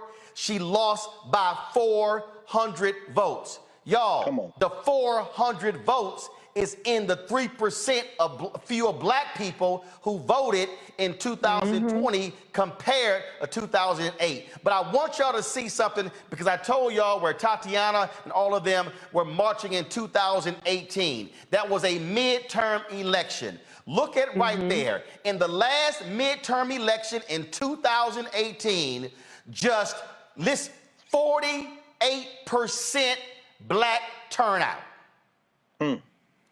That right there, y'all, is 25% less than when black people turned out for Obama in 2008. But I want you to look at the white number.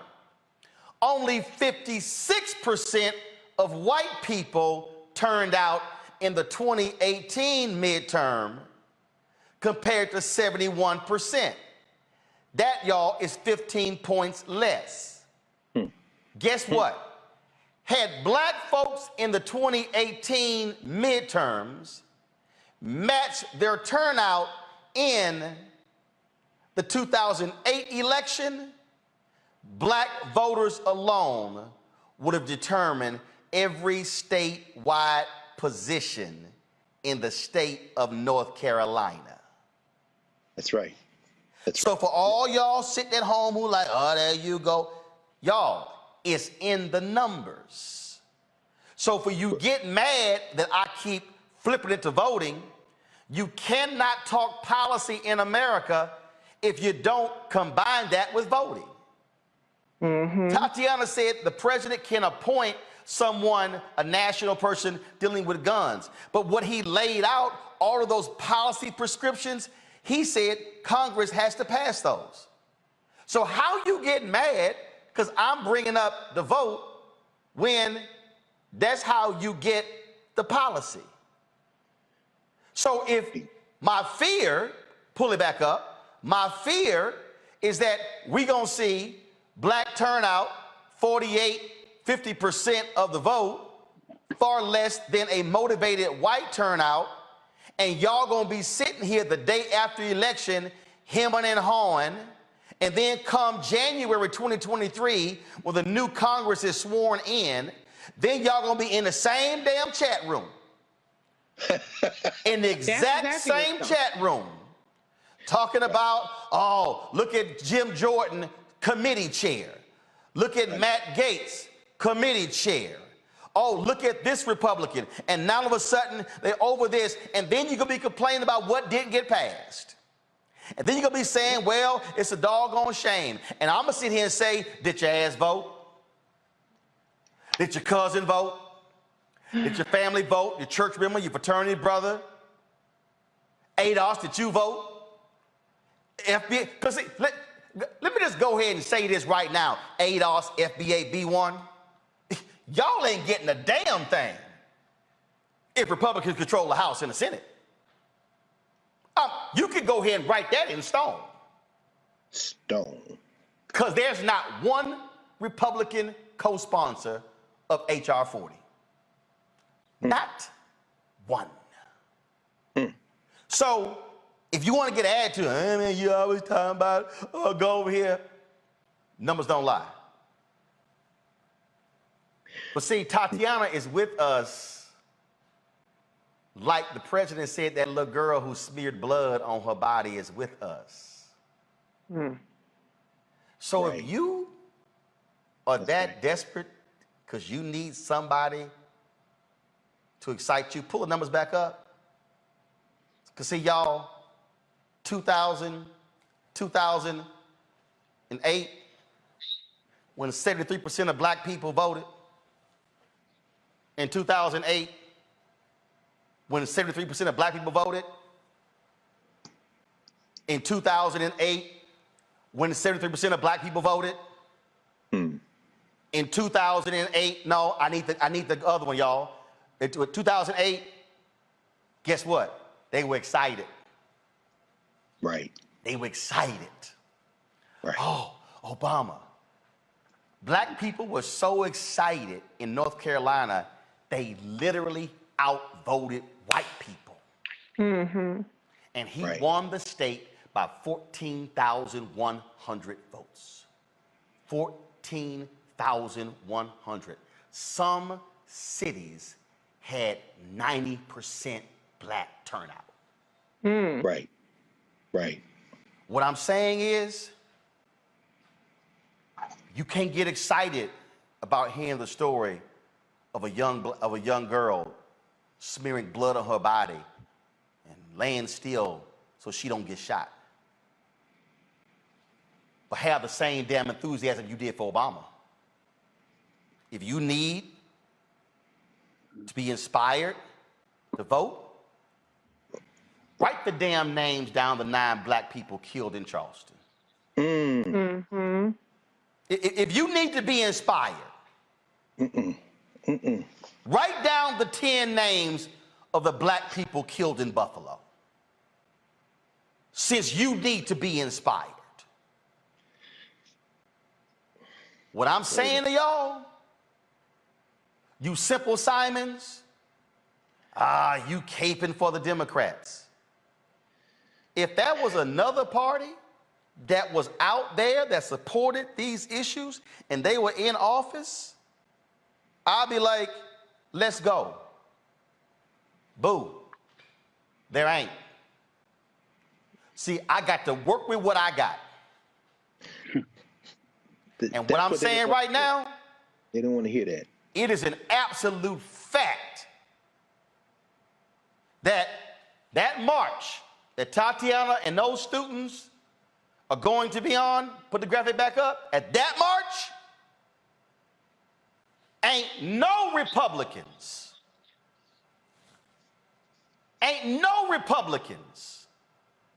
going to be retweeting the graphic. Ain't no Republicans putting this on their Twitter page.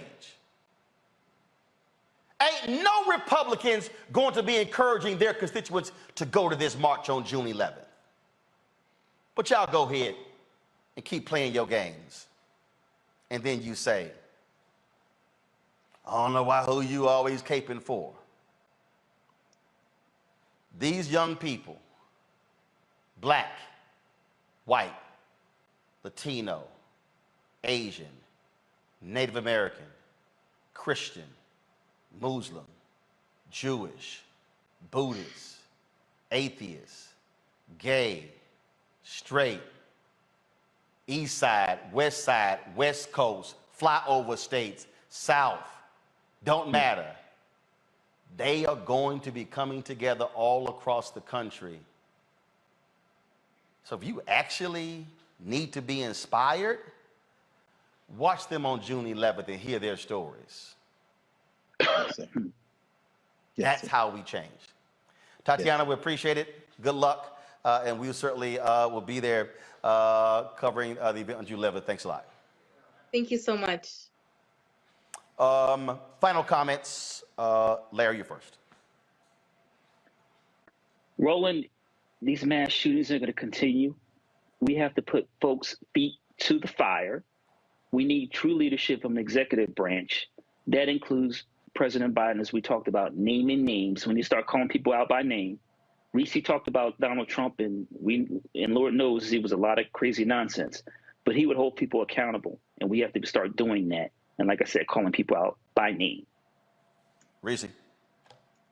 Yeah, I just want to, point out that in addition to apathy and confusion, we have chaos and we have disinformation targeting Black people specifically, and especially to try to gin up discontent and disillusionment, particularly with Democrats. That's why you have an organized chaos agent of, trolls, army of trolls who will make comments that try to dissuade you from advocating for the party that actually is in support of the policies that we want to see push us forward. It's the reason why people know about this COVID-19 Hate Crimes Act that they refer to as the Asian bill, but they don't say anything about the Emmett Till Anti-Lynching Act. It's why they call for an anti-Black hate crimes bill, even though the Black hate crimes bill passed in 1968, which is called the Civil Rights Act, and the Matthew Shepard and James Byrd Jr. Hate Crime Act in 2009, I believe it was. So, it's the reason why people can name drop that K-pop was at the White House the other day. It was Asian American Pacific Islander Heritage Month. God, they can't go to the White House, I guess. But you didn't hear anybody outside of, Roland and certain Black media outlets talking about Gianna Floyd being at the White House for the signing of the executive order and on her father's, shortly after her father's death anniversary, and the police activity. And so our police executive order. And so what we have permeating through our community is chaos and confusion sown by disinformation and misinformation. And so if you are feeling disillusioned, it's probably intentional.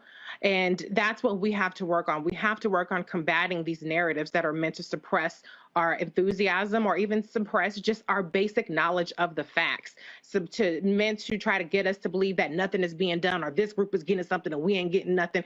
Nobody talks about the HBCU bomb threat security grants. I was there at the White House covering that, but they want to talk about the response to the COVID-19 hate crimes. And so we got to get our shit together, because right now, I just don't understand. I do understand, but it really pisses me off the way that it's common knowledge in our community, all the shit that ain't got nothing to do with us, but none of the stuff that actually does impact us is any kind of common knowledge. So that's what we got to work on. And as it's been said many times, you have to wake up. It's at this point, your non-action is a reflection of your consciousness, not anybody else's. And I'm going to always encourage Democrats to step their game up, step their messaging up. But at the end of the day, what you choose to do in this moment is on you, and it's a reflection of you and you alone, not anybody's messaging, not anybody holding your hand and making you excited. It's a message on you and what you can tolerate going forward in our society.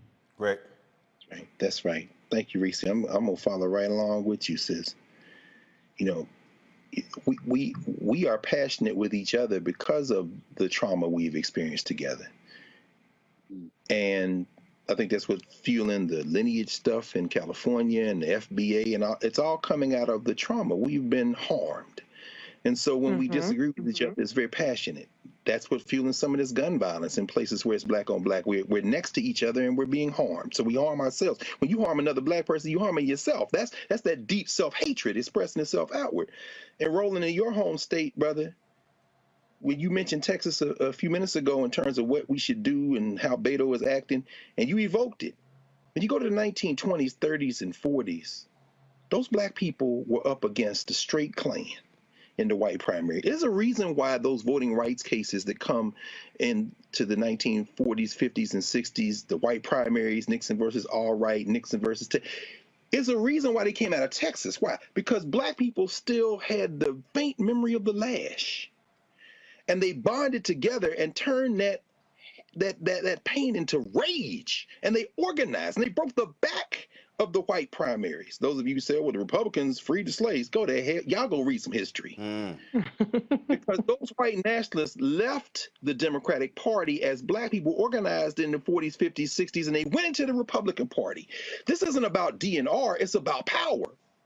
And so, you know, when we see this young sister, we see Tatiana. I know it's one of the stories you didn't get to today, Roland, but there's a reason why Coco Gaunt just turned 18 years old, and Coco Gaunt wrote on the damn screen of the damn camera in Paris at the French Open, peace in gun violence. And she said, I just turned 18, and that child said, I now have the right to vote. And she said, my daddy told me you can change the world with your tennis racket. She sounded like Arthur Ashe, Roland, Reese, Larry. She sounded like Arthur Ashe, and I got a little hope. Listen to her. But she also said, I'm in Europe, and the world is watching, and I understand that that's when you get things done. All you ADOS people talking about excluding black people, you don't understand the relationship between international movements and local movements. You wouldn't get a damn thing in the United States had it not been for the Cold War. But I'm going off on a tangent. I know these are closing remarks, so I'm going to end with this.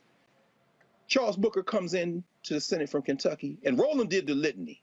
You go, all those Democrats come, that's when you're probably going to find out that there's several of them hiding behind Joe Manchin and Kristen Sinema. But guess what? That's true. That's when you take the lesson from your ancestors, because your ancestors understood that. And remember, Roland, when you put that graphic up with what Reverend Barber said, he said there is no way to measure the power of inspiration. You turned out in 2008 because Obama was black. If somebody put a gun to your head and said, what are his policies? You wouldn't have been able to say, but he was black and you loved his wife. So you came out.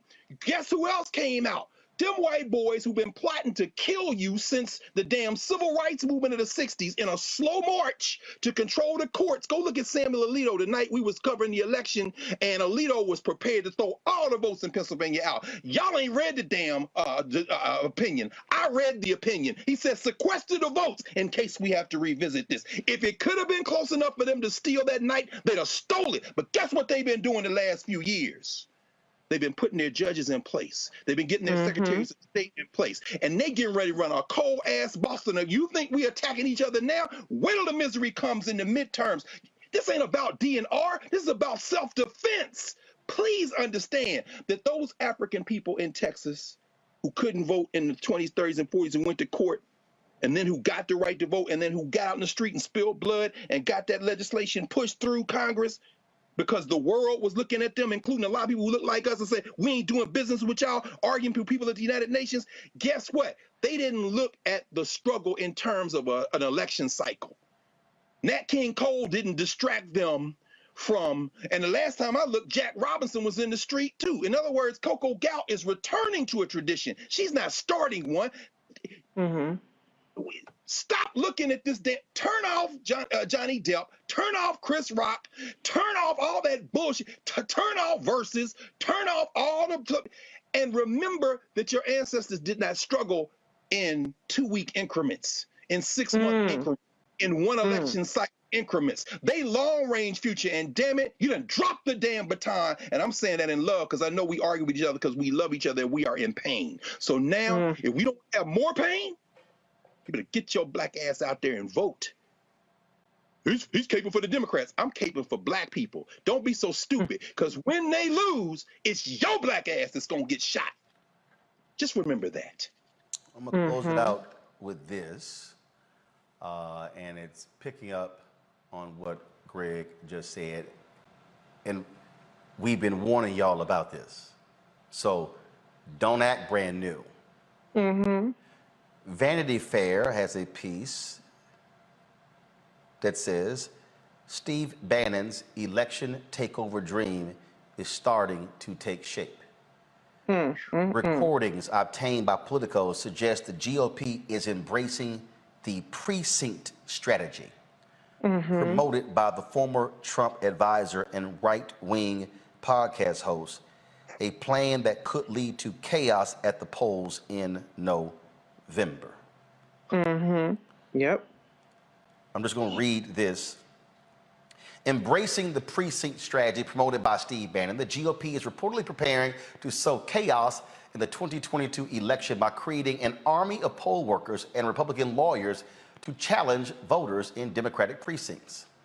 According to recordings obtained by Politico, the Republican National Committee has been recruiting and training poll watchers to contest votes and building a network of party-friendly attorneys to help them. The operation has been cast by Republican officials as an effort to even out party imbalances among poll workers in urban centers like Detroit. That's you, black people. Right. But its true aims seem clear: to gum up the democratic process in Democratic areas and lay the foundation for results to be challenged in swing states like Michigan that were key to Joe Biden's victory in the 2020 election. Now, let me close with this. The black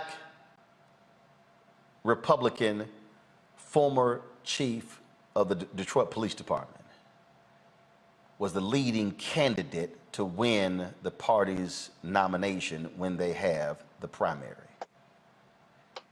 Yet today, the courts ruled that he cannot be on the ballot because of forged signatures. Isn't that interesting? That a black Republican, former police chief for the city of Detroit, can now not run for governor of Michigan because of forged signatures on his petitions. I thought they were the party of law and order. Now, when I showed you that Politico story, that Vanity Fair piece, y'all did see precinct strategy. Correct me if I'm wrong, Greg, Reese, Larry. I'm sure y'all have heard me discuss on this show why we must return to basics and go back to galvanizing our people based upon precincts. Many times. You talk about work the polls with your parents. Many times. How many times have y'all heard me say we've got to be sure that the next generation of people are working the polls? Yep. So, ain't it interesting that Steve Bannon and his happy maggot cohorts are literally planning to use the very same thing black people use to elect Democrats to office, and they are going to use it against us? Let me just again remind everybody who's watching. January 6th, what was that day about? They were protesting the results from 4 states, not 4 states, from 4 cities. Atlanta, Philadelphia, Detroit, and Wisconsin. January 6th was because black people voted. That's right. So when Larry says anti-blackness is on the ballot, that's exactly what they are preparing for. That's right. I have been warning y'all since 2009 what was happening. Some of y'all, I must have been sleeping thinking that, oh, I'm just here, just joking, just saying this stuff for my health. There is a reason I chose this cover. Give me 1 second. There's a reason why I chose this cover for my book in September. I need y'all. Let me break down this cover. Trust me, y'all. I'm going somewhere. Let me break down this cover. Let me break down this cover. So I need y'all to see the image. Now, y'all, this is the photo that I picked out with Ben Bella, and we're finalizing the book. It drops in September. You see the white man in the foreground. His head is back and his arms are open, and what he's saying is, this is ours. Wow. Mm-hmm. Oh, it is. This is a white man's country. What y'all see in here, you see U.S. flag, old U.S. flag, you see Trump flag. The Trump flag, see y'all. Break it down, bro. The Trump flag is higher than the U.S. flags. This day was because they were pissed that we voted. Because had we not voted in Georgia, Biden would not have won the state. Had we not turned out in Detroit, he doesn't win Michigan. Had we not voted the way we did in Philadelphia, he doesn't win Pennsylvania. Had we not voted the way we did in Milwaukee, he don't win Wisconsin. Y'all, that's what January 6th was all about. Now let me close this way. That y'all see, because the rest of the book is actually called White Fear: How the Browning of America is Making White Folks Lose Their Minds. That's the book.